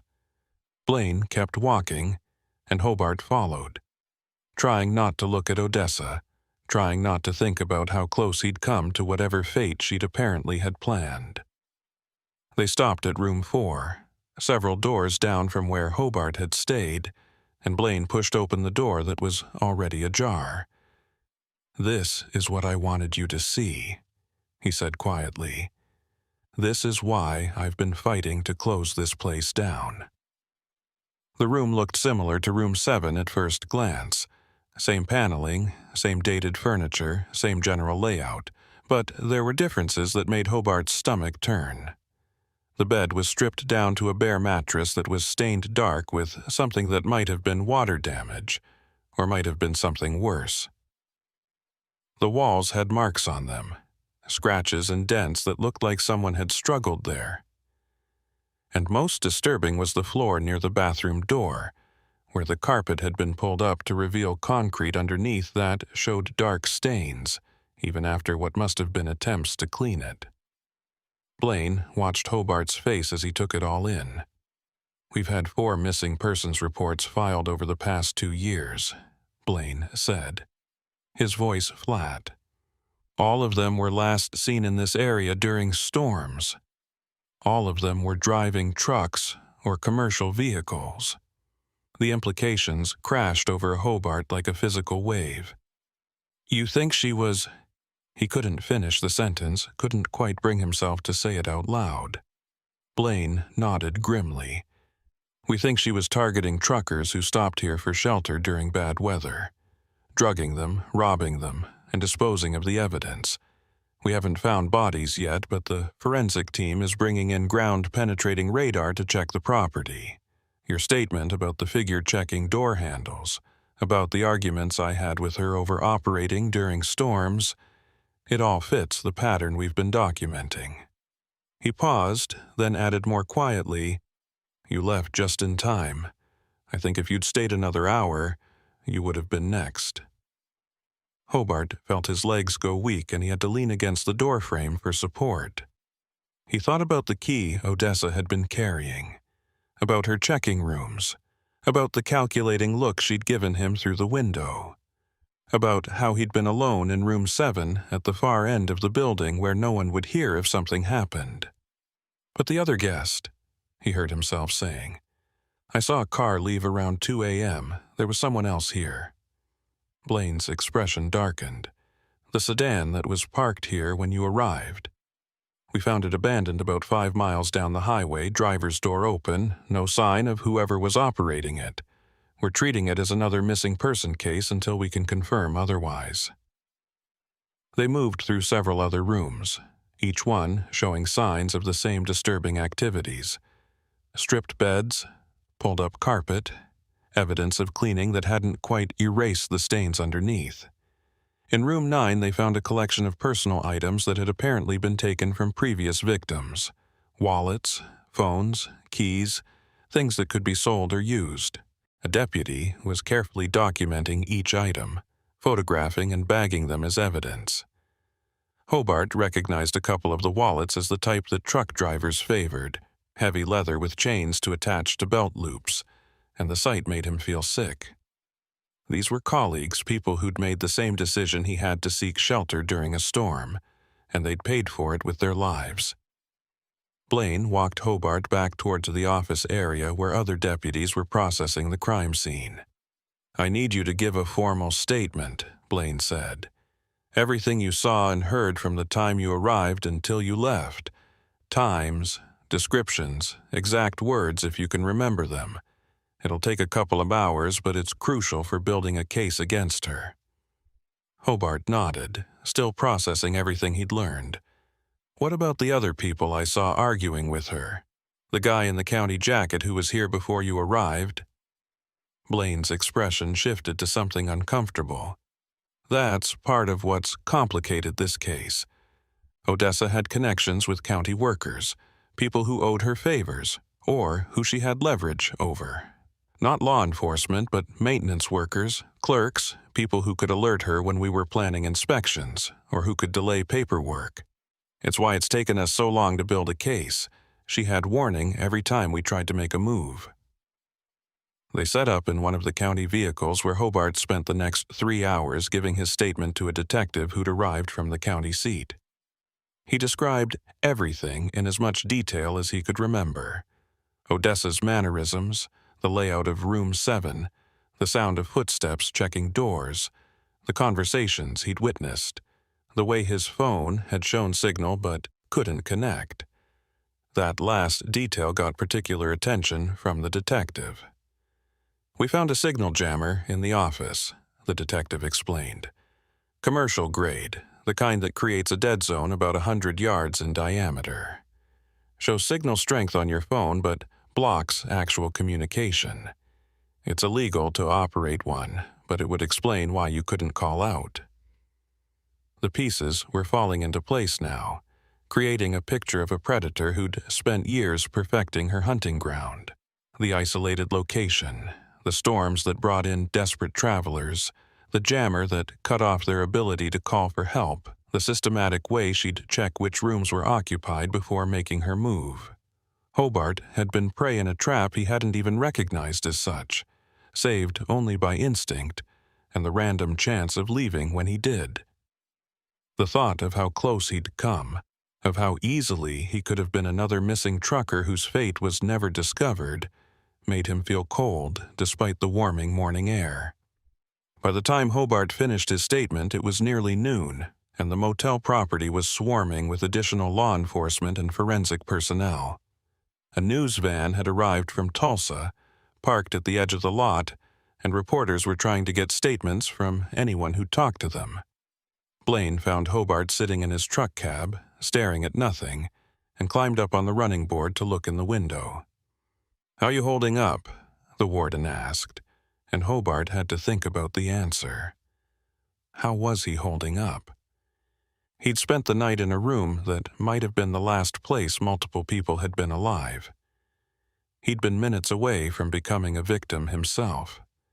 He'd witnessed the end of what was apparently a multi-year killing spree. "I don't know," he finally said, and that was the most honest answer he could give. Blaine nodded like he understood.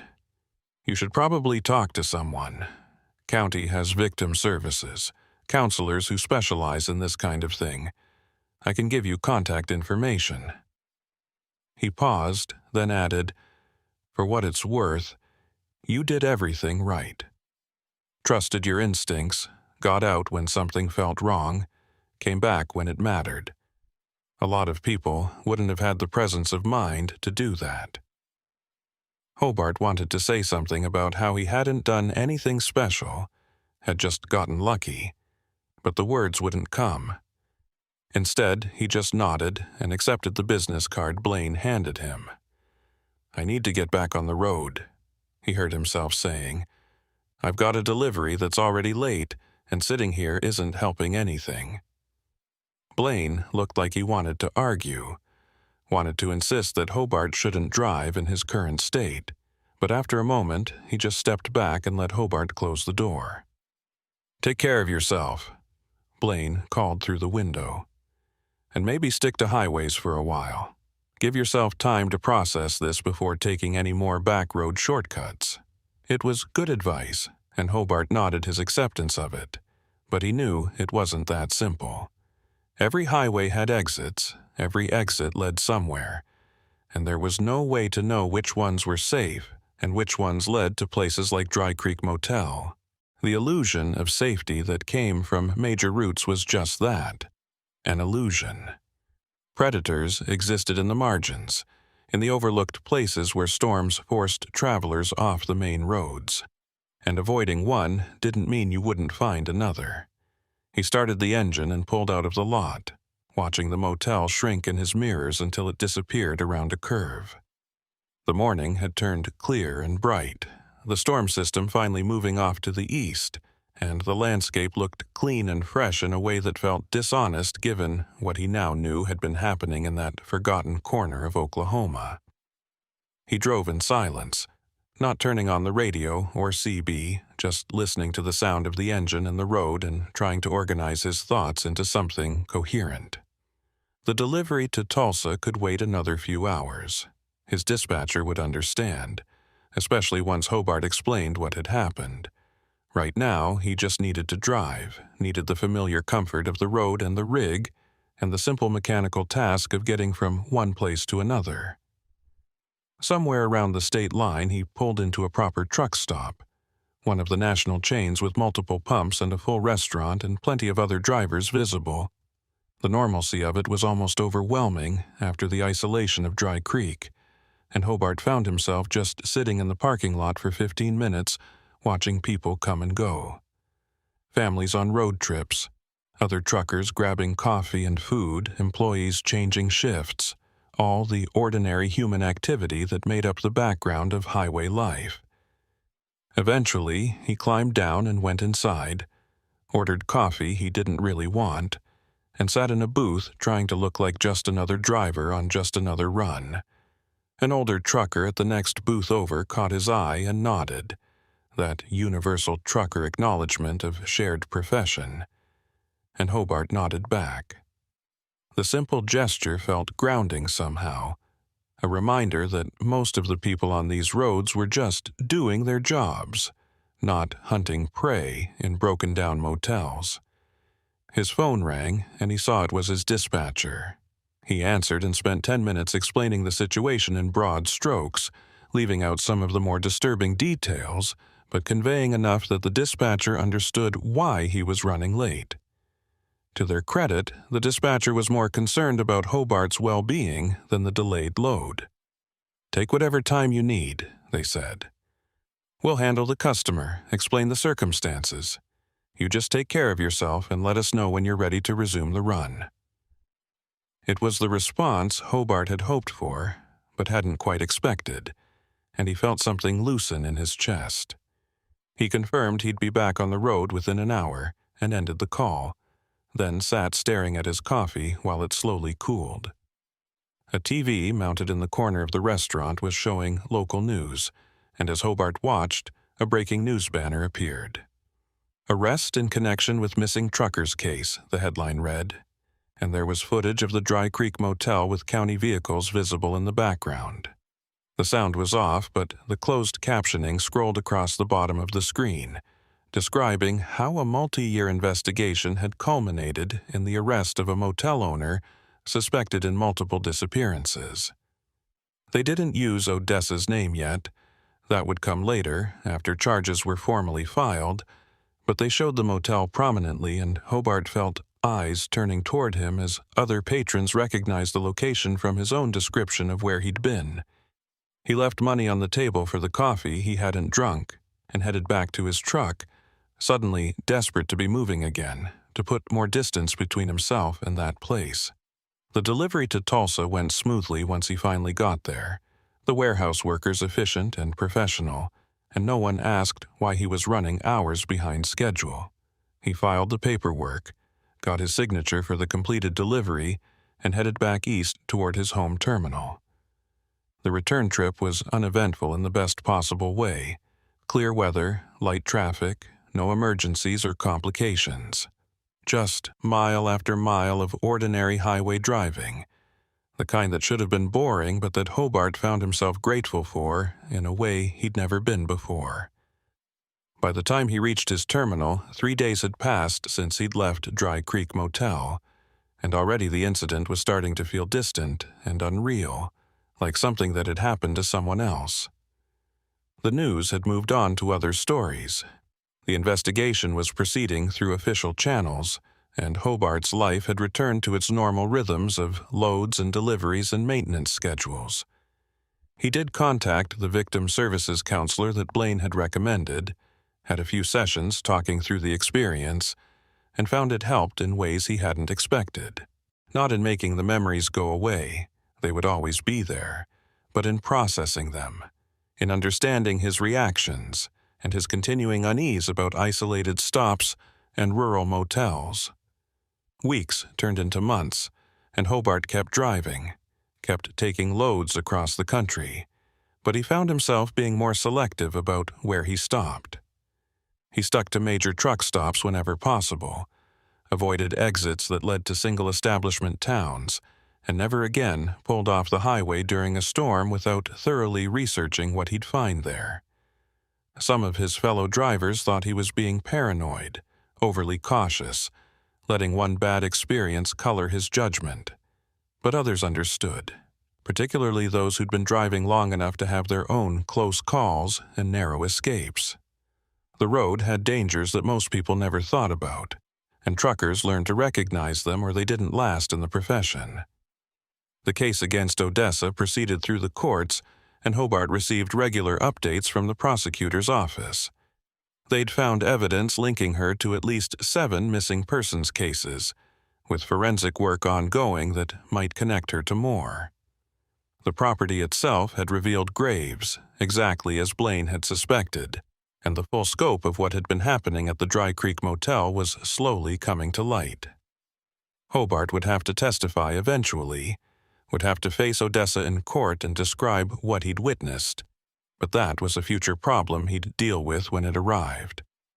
For now, he focused on driving, on doing his job, on appreciating the ordinary safety of proper truck stops and well-lit highways. He thought sometimes about the other drivers who hadn't been as lucky as him, whose instincts hadn't kicked in at the right moment, or who'd trusted Odessa's hospitality just a little too much.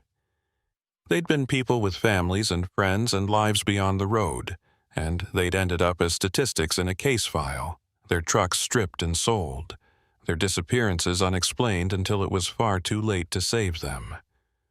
Hobart carried their memory with him now, a weight he hadn't asked for but that felt important somehow. They deserved to be remembered, deserved to have their stories told, deserved justice even if it came too late to help them. And if sharing his own experience could prevent future tragedies, could make other drivers more cautious about isolated stops during storms, then maybe something positive could come from the nightmare he'd survived. The rain still made him nervous, particularly heavy rain at night, and he found himself hyper-aware of motel signs and vacancy indicators in a way he'd never been before. But he kept driving through it, kept pushing past the anxiety, because that's what the job required, and because giving in to fear felt like letting Odessa win even from prison. The road was still his workplace, still his home in a way, and he wouldn't let one predator in one forgotten corner of Oklahoma take that away from him. So he drove on, through clear skies and storms, through daylight and darkness, carrying loads across the country and watching the mile markers tick past. Each trip was a small victory, a quiet defiance against the dangers that lurked in the margins, and Hobart found strength in that repetition, in the simple act of continuing despite what he now knew was possible. 6 months after the incident at Dry Creek Motel, Hobart found himself approaching Oklahoma again with a load of industrial machinery bound for Oklahoma City. The route didn't take him anywhere near Dry Creek. He'd specifically requested routing that avoided that entire county, but just crossing the state line brought back the memories with uncomfortable clarity. The sky was overcast, threatening rain, and every dark cloud felt like an omen. He'd been doing better, the counseling had helped, and most days he could drive without the constant hypervigilance that had plagued him in the immediate aftermath. But Oklahoma was different. Oklahoma was where it had happened, and his body remembered even when his rational mind tried to insist he was safe. The CB crackled to life with chatter from other drivers, the usual mix of traffic updates and complaints about fuel prices and weather speculation. Hobart had been mostly quiet on the CB since Dry Creek, listening more than talking, but something in the current conversation caught his attention. A driver was asking about good places to stop between Tulsa and Oklahoma City, mentioning that storms were forecast for later that evening, and he wanted to find shelter before they hit. Another driver started to recommend an exit, describing a small motel that was cheap and convenient, and Hobart's hands tightened on the wheel. He grabbed the CB microphone before he could talk himself out of it. "Breaker 19, this is Nighthawk," he said, using his CB handle. "Driver asking about stops between Tulsa and OKC. I'd recommend sticking to the major truck stops. Flying J at exit 37, pilot at exit 52. Both are well lit, busy, safe." There was a moment of silence on the channel before the original driver responded. "Copy that, Nighthawk. Any particular reason to avoid the smaller places?" Hobart hesitated, trying to decide how much to say. The Dry Creek case had made regional news, but a lot of drivers wouldn't have connected the story to their own travel patterns. "Just personal experience," he finally said. "Isolated stops during storms can be risky. Better to stick with places that have traffic and witnesses." The conversation moved on to other topics, but Hobart's warning had been heard, and he told himself that was enough. He couldn't save everyone, couldn't protect every driver from every potential danger, but he could share what he'd learned and hope it made a difference. The miles rolled past, and eventually he pulled into a truck stop for fuel and food, going through the familiar routines of parking and fueling and checking his logs. Inside the travel center, he grabbed coffee and a sandwich, found a booth where he could watch the parking lot through the window, and tried to eat, despite a stomach that was still tight with the anxiety of being back in Oklahoma. His phone buzzed with a text from Ferris Blaine. Just a check-in, asking how Hobart was doing and mentioning that the trial date had been set for next month. Hobart would need to return to Oklahoma to testify, would need to face Odessa again and describe everything he'd witnessed.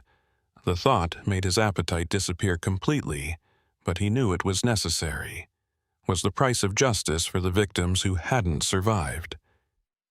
He texted back a brief acknowledgement and put his phone away, trying to focus on finishing his meal. Another driver approached his booth, an older man with a weathered face and the kind of confident bearing that came from decades on the road. "Mind if I sit?" the man asked, gesturing to the empty side of the booth, and Hobart shrugged his acceptance. The man sat down with his own coffee and studied Hobart for a moment before speaking. "Heard you on the CB earlier, talking about avoiding isolated stops. You're the Dry Creek guy, aren't you? The one who got away from that motel woman?" Hobart felt his defenses go up immediately, but forced himself to stay calm. "Yeah, that was me. You heard about it?" The older driver nodded slowly. "Whole industry heard about it eventually. Some of the missing drivers were people I knew, guys I'd crossed paths with over the years. What happened there? It's the kind of thing we all worry about, but hope never really happens." They talked for a while, the older driver sharing his own close calls and sketchy situations from years of hauling freight across the country. It was the kind of conversation that Hobart had been avoiding since Dry Creek, not wanting to dwell on the dangers of the profession, but now he found it oddly comforting. The acknowledgement that risk was part of the job, that other drivers understood and had their own strategies for staying safe, made him feel less isolated in his caution. Eventually, the older driver stood to leave, extending a hand. "Name's Cullen, by the way. If you ever need someone to talk to who gets it, you got my handle on the CB. Road veteran." Hobart shook his hand, appreciating the gesture more than he could articulate. "Nighthawk, thanks for understanding." The delivery to Oklahoma City went smoothly, and Hobart found himself with a few hours to kill before his next pickup. He drove past the courthouse where Odessa's trial would take place, an imposing building of red brick and white columns, and wondered what it would be like to sit in a witness box and describe that night. The prosecutor had prepped him over phone calls, walking through likely questions and cross-examination strategies, but Hobart knew that no amount of preparation could fully prepare him for facing the woman who'd tried to make him her next victim. He drove on, not stopping, just getting a sense of the location so it wouldn't be completely unfamiliar when he returned next month. His next load took him northeast through Missouri and into Illinois, familiar territory that felt safer than Oklahoma had. The weather cleared, and Hobart made good time, falling back into the rhythm of driving that had always been his refuge from stress. The road stretched ahead endlessly, and for a while he could almost forget about Dry Creek, could lose himself in the simple mechanics of navigation and traffic management. But then the sun would start to set, and shadows would lengthen, and he'd find himself checking his mirrors more frequently, watching for vehicles that might be following him, seeing threats in innocent situations. The hypervigilance was exhausting, but he couldn't seem to turn it off completely, couldn't quite trust the apparent safety of normal highway travel. A week later, he was back at his home terminal when his dispatcher called him into the office. "Got something unusual," the dispatcher said, pulling out a file folder. "Request came in from the prosecutor's office in Oklahoma. They want to know if you'd be willing to participate in something they're calling a victim impact presentation, basically talking to truck drivers about what happened at Dry Creek, helping educate the industry about the warning signs and how to stay safe." Hobart's first instinct was to refuse, to say he'd done enough by agreeing to testify, but the dispatcher continued before he could speak. "They're putting together a safety program to present at truck stops and industry conferences. Your story, combined with some of the other cases, could save lives. I told them I'd ask, but that it was completely your choice." Hobart took the folder and spent that evening reading through the proposal. It was comprehensive, a multimedia presentation about predatory behavior targeting truckers, warning signs to watch for, resources for reporting suspicious activity, and survivor testimony to make it personal and immediate. His participation would be voluntary and compensated, and they'd work around his driving schedule. The more he read, the more he realized this was an opportunity to do something meaningful with what had happened to him, to turn his trauma into something that could protect others. By the time he finished reading, he'd made his decision. He called the prosecutor's office the next morning and agreed to participate. The preparation for the victim impact presentation took several weeks and required Hobart to work closely with law enforcement and victim advocates to develop his story into something educational without being exploitative. They walked him through trauma-informed storytelling techniques, helped him identify the key decision points that had saved his life, and showed him how to present the information in a way that empowered listeners rather than just frightening them. It was difficult work, requiring Hobart to relive the experience in detail repeatedly, but it also gave him a sense of purpose that had been missing since the incident. He wasn't just a victim anymore. He was someone who could help prevent future victims. The trial arrived in early spring, nearly 8 months after that night at Dry Creek Motel. Hobart drove to the courthouse in his personal vehicle rather than his rig, wearing the suit he kept for formal occasions that felt strange and constricting after so many months in comfortable driving clothes. The courthouse was busy with the usual flow of legal proceedings, but the Odessa Vire case had drawn particular attention. Media coverage and public interest focused on the sensational nature of the crimes. Hobart met with the prosecutor in a conference room before taking the stand, reviewing his testimony one final time and going over strategies for handling cross-examination. The prosecutor was a sharp woman named Harrigan, who'd built her case methodically over the past months, and she radiated confidence about the outcome. "Remember," Harrigan said as they prepared to enter the courtroom, "you're not on trial here. You're a witness to what happened, and your job is simply to tell the truth about what you saw and experienced. The defense will try to make it seem like you were mistaken or confused, but stick to the facts as you know them and you'll be fine." Hobart nodded, trying to project a calm he didn't entirely feel. They entered the courtroom through a side door, and Hobart got his first look at Odessa. Since that morning he'd fled the motel. She was sitting at the defense table in clothing that looked too large for her frame, her face carefully neutral, and when her eyes met his there was no recognition or emotion in them. She looked like any tired middle-aged woman, completely ordinary, and the disconnect between her appearance and what she'd done made Hobart's stomach turn.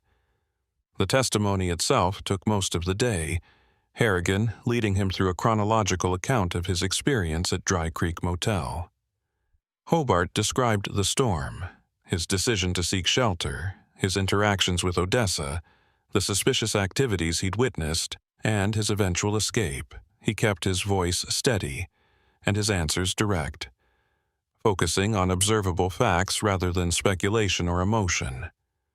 The jury listened intently, several of them taking notes, and Hobart could see the impact his words were having. This wasn't an abstract case about missing persons reports. This was a living witness describing how close he'd come to being another victim. The cross-examination was more aggressive, the defense attorney trying to suggest that Hobart had misinterpreted innocent actions due to paranoia and exhaustion. Isn't it true, Mr. Quillen, that you were driving in dangerous conditions late at night after many hours behind the wheel? Isn't it possible that fatigue affected your perception of events? Hobart met the attorney's eyes steadily.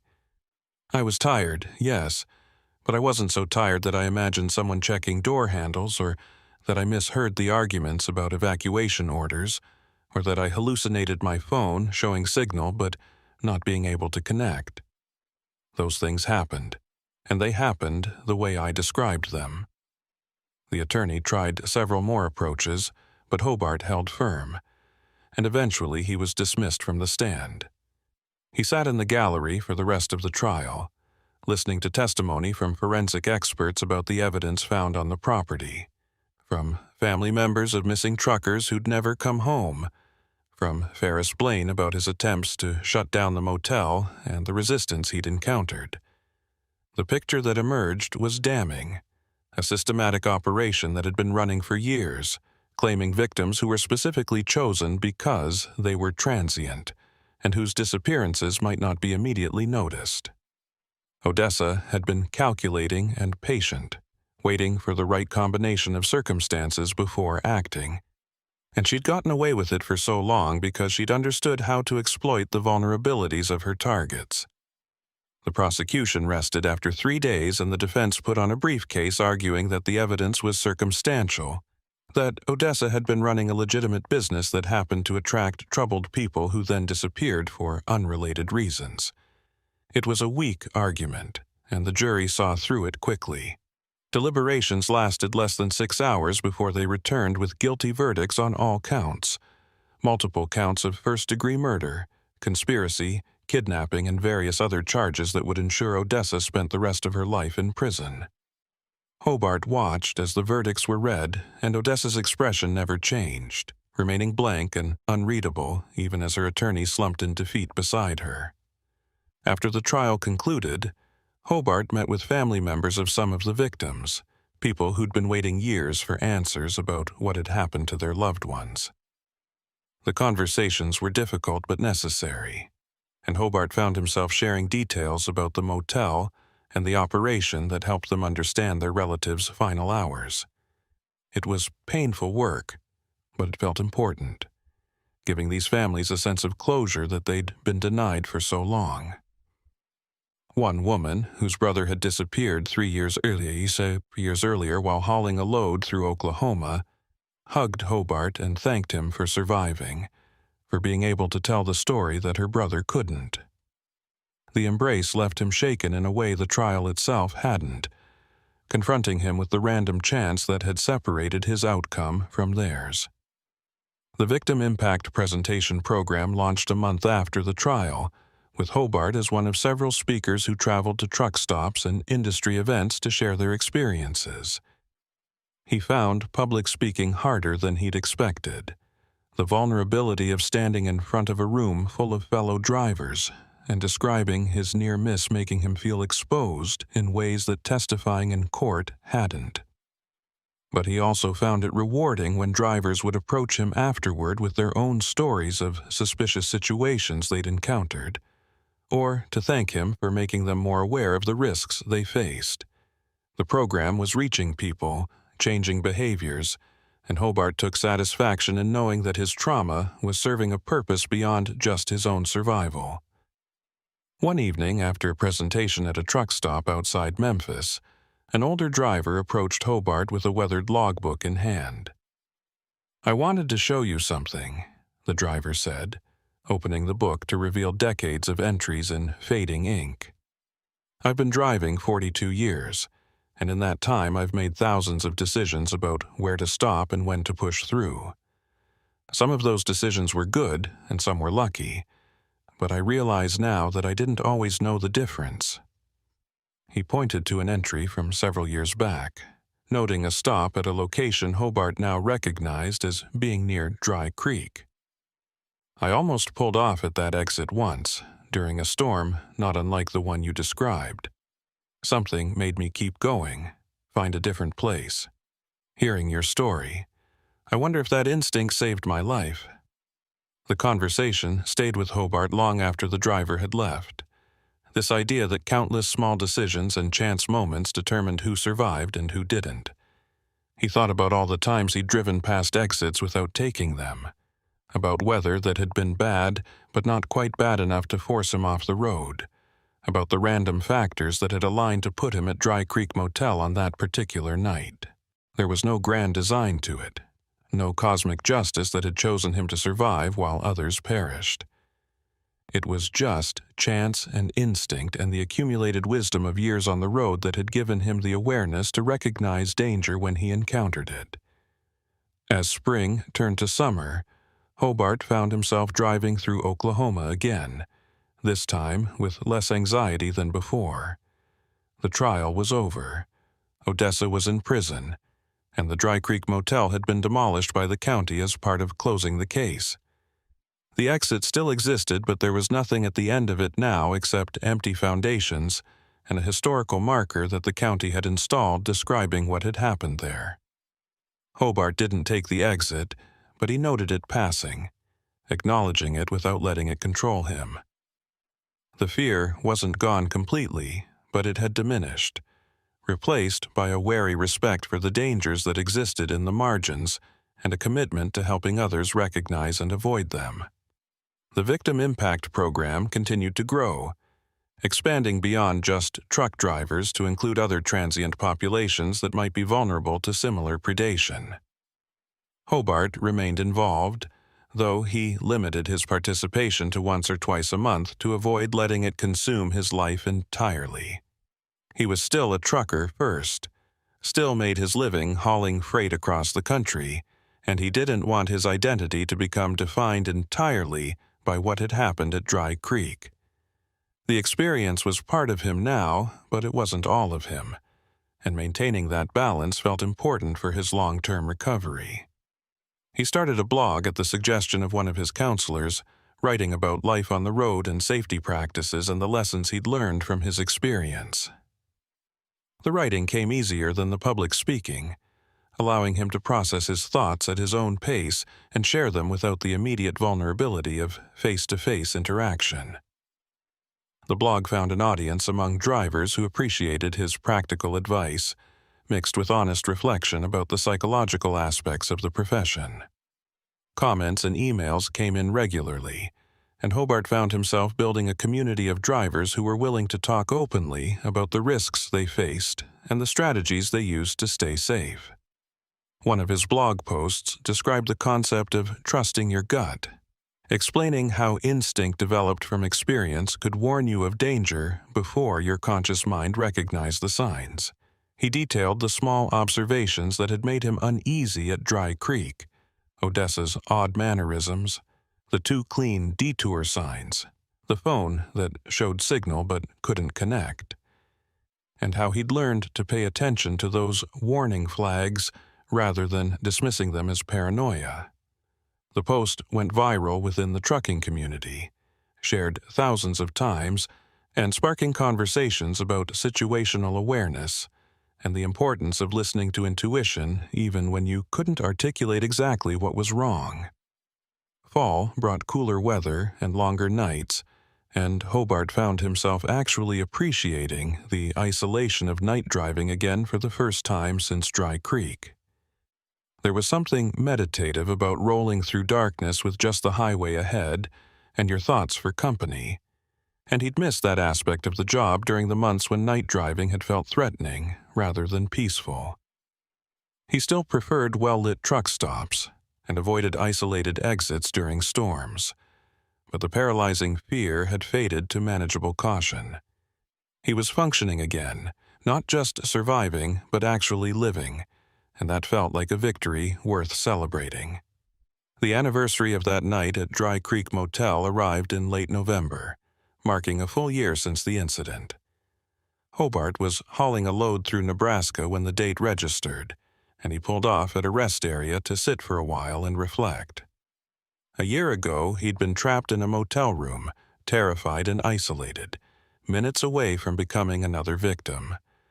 Now he was alive and working and helping others stay safe, had turned his trauma into something constructive rather than letting it destroy him. The journey hadn't been easy, and it wasn't over. He still had moments of anxiety, still struggled with trust issues around isolated locations, but he'd made it through and come out stronger on the other side. He thought about the victims who hadn't made it, whose names he now knew from the trial and from conversations with their families. They'd been people like him, drivers just trying to do their jobs, making reasonable decisions that had turned out to be fatal through no fault of their own. He thought about Odessa, locked away in prison for the rest of her life, and felt a complicated mix of satisfaction at the justice and sadness at the waste of it all. The lives destroyed, the families shattered, the years of careful predation that had gone undetected until finally someone had survived to tell the tale. It was a heavy weight to carry, but Hobart had learned he could carry it without being crushed by it.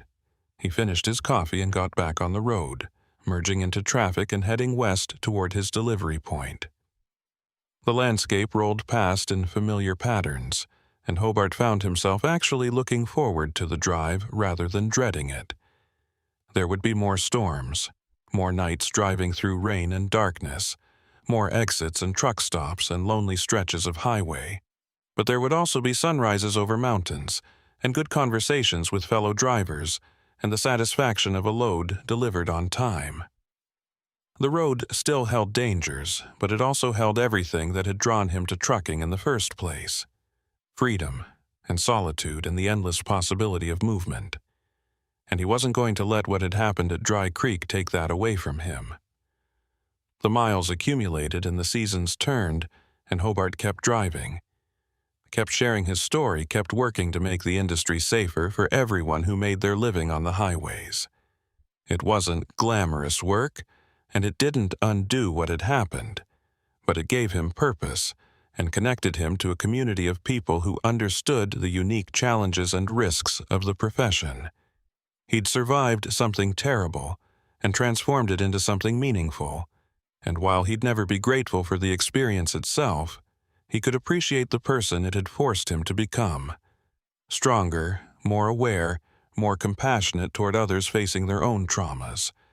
The road had nearly killed him, but ultimately it had saved him too, giving him a platform and a purpose that extended beyond just hauling freight from one place to another. As winter approached again, marking more than a year since Dry Creek, Hobart found himself training a new driver who was just starting in the industry. They were stopped at a truck stop in Kansas, going over proper shutdown procedures and pre-trip inspection routines, when the younger driver asked a question. How do you deal with the isolation? Being alone in the truck for days at a time, nobody to talk to, no backup if something goes wrong. Hobart considered the question carefully before answering. "You're never really alone out here," he finally said. "There are millions of us on these roads, all doing the same job, all looking out for each other in small ways. You learn to pay attention to the CB chatter, to the patterns of traffic, to your own instincts about when something doesn't feel right. And you learn that the isolation can be a strength if you let it. Time to think, to process, to figure out who you are when nobody's watching."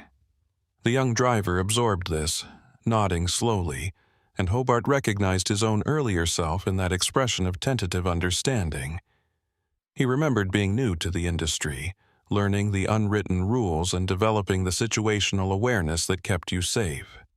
He'd come a long way since then, through years of experience and one terrible night that had accelerated his education in the darker aspects of the profession. But he'd made it through, and now he could help others navigate the same journey with hopefully fewer scars than he'd accumulated. It was a small kind of redemption, but it was real, and in the end, that was all any of them could hope for. To survive, to learn, to pass on wisdom to the next generation of drivers who would face their own challenges on these endless American highways. 2 years after Dry Creek Motel, Hobart pulled into a truck stop outside Little Rock during a storm that was worse than the forecast had predicted.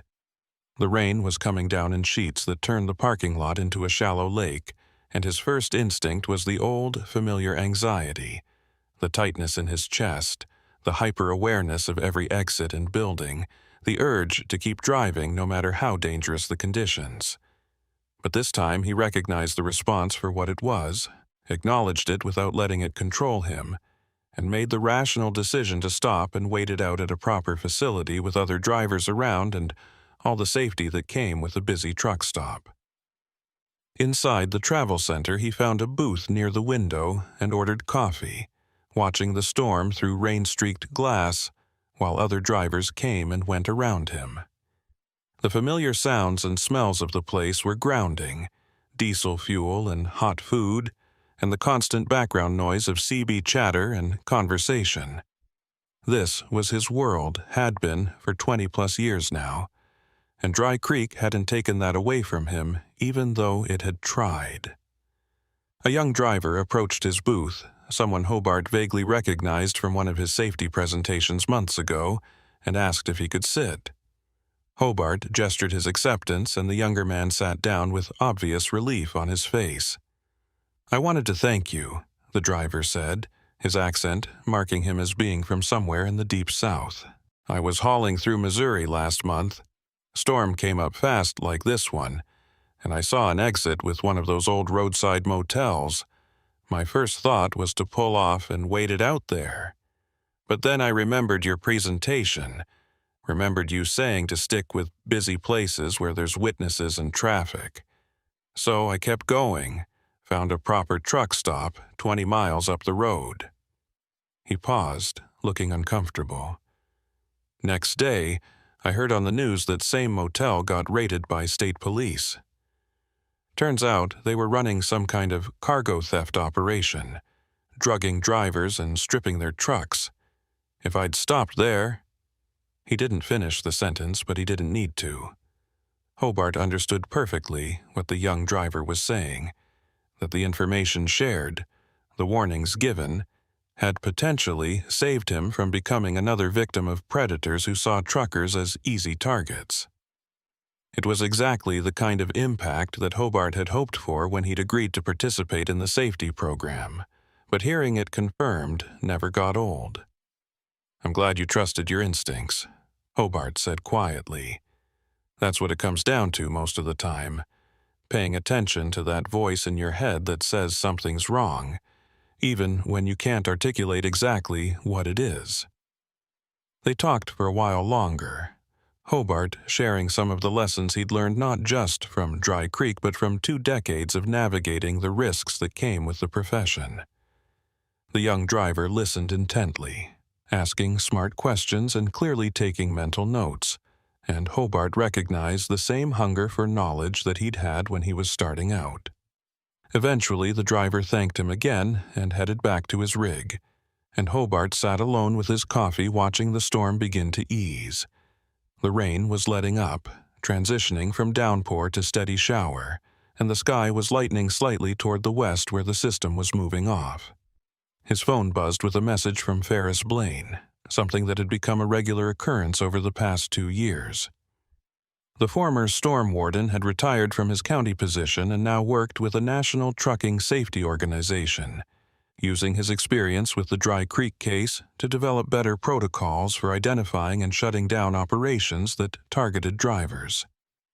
He and Hobart had become friends of sorts, bonded by their shared mission to prevent future tragedies. The message was brief, just checking in, mentioning that another facility in Arkansas had been flagged for suspicious activity and was under investigation. The network they'd helped build was working, identifying threats before they could claim victims. Hobart replied with his own update and put his phone away, feeling that familiar mix of satisfaction and sadness that came from this work. Satisfaction that they were making a difference, that the system was getting better at protecting drivers. Sadness for all the victims who'd come before the improvements, who'd died or disappeared because the right protocols hadn't been in place. He carried their memory with him always, a responsibility he'd accepted when he'd chosen to turn his survival into advocacy. It was heavy some days, but it was also purposeful, giving meaning to what might otherwise have been just random trauma. The storm finally broke completely as evening approached, the clouds scattering to reveal a sky washed clean and bright. Hobart finished his coffee and headed back to his truck, doing his walk-around inspection by habit, even though the rig had only been parked for a few hours. Everything checked out fine, and he climbed into the cab, settled into the driver's seat that had molded to his shape over thousands of miles, and started the engine. The diesel rumbled to life with its familiar sound, and Hobart felt something in his chest ease, a tension he hadn't realized he'd been carrying finally releasing. He was okay. He was safe. He was still doing the job he loved, despite everything that had tried to stop him. He pulled out of the truck stop and merged back onto the highway, the wet pavement reflecting the taillights of other vehicles in streaks of red. Traffic was light in the post-storm evening, and Hobart made good time, the miles clicking past on his odometer in a steady rhythm that matched his heartbeat. Somewhere ahead was his delivery point, and beyond that another load, and beyond that the endless sequence of jobs that made up a trucker's life. It wasn't glamorous and it wasn't always safe, but it was honest work and it was his work, and he'd earned the right to keep doing it through survival and testimony and the hard work of recovery. He thought about Odessa sometimes, wondered what went through her mind during the long years stretching ahead of her in prison. He didn't waste energy on hatred. That would have meant letting her continue to affect his life in ways he wouldn't allow. But he did think about what had driven her to prey on people who'd only been seeking shelter from storms, and how many years she'd operated before finally being stopped. The justice system had done its job, had locked her away where she couldn't hurt anyone else, but justice didn't bring back the dead or erase the trauma of survivors. It was something, but it wasn't everything, and Hobart had learned to accept that limitation. The highway stretched ahead into darkness, and Hobart drove into it without fear, his headlights cutting through the night in familiar cones of light. Behind him, the storm continued to break apart, the clouds scattering to reveal stars that had been hidden for hours. Above him, the sky opened up vast and indifferent, and somewhere out there, other drivers were making their own journeys, facing their own challenges, surviving their own close calls. He couldn't protect all of them, but he could protect some, could share what he'd learned and hope it made a difference. And maybe that was enough. Maybe survival wasn't just about living through danger, but about what you did with the life you'd been given afterward, how you transformed pain into purpose and trauma into teaching. The CB crackled with the driver asking about road conditions ahead, and Hobart picked up the microphone. "Nighthawk here," he said. "Roads are clear. Weather's moving off to the east. It's good driving from here to Memphis if that's where you're headed." The other driver thanked him, and the channel went quiet again, and Hobart set the microphone back in its clip and kept driving. Just another night on the road, just another storm passed through, just another mile toward whatever came next. He'd survived Dry Creek Motel, and he'd survive whatever else the road threw at him. One delivery at a time, 1 mile marker at a time, one sunrise at a time. The road went on forever, and so would he. Carrying his scars and his stories and his hard-won wisdom into a future that no longer felt quite so threatening. He was alive, he was working, and he was making a difference. For now, that was more than enough.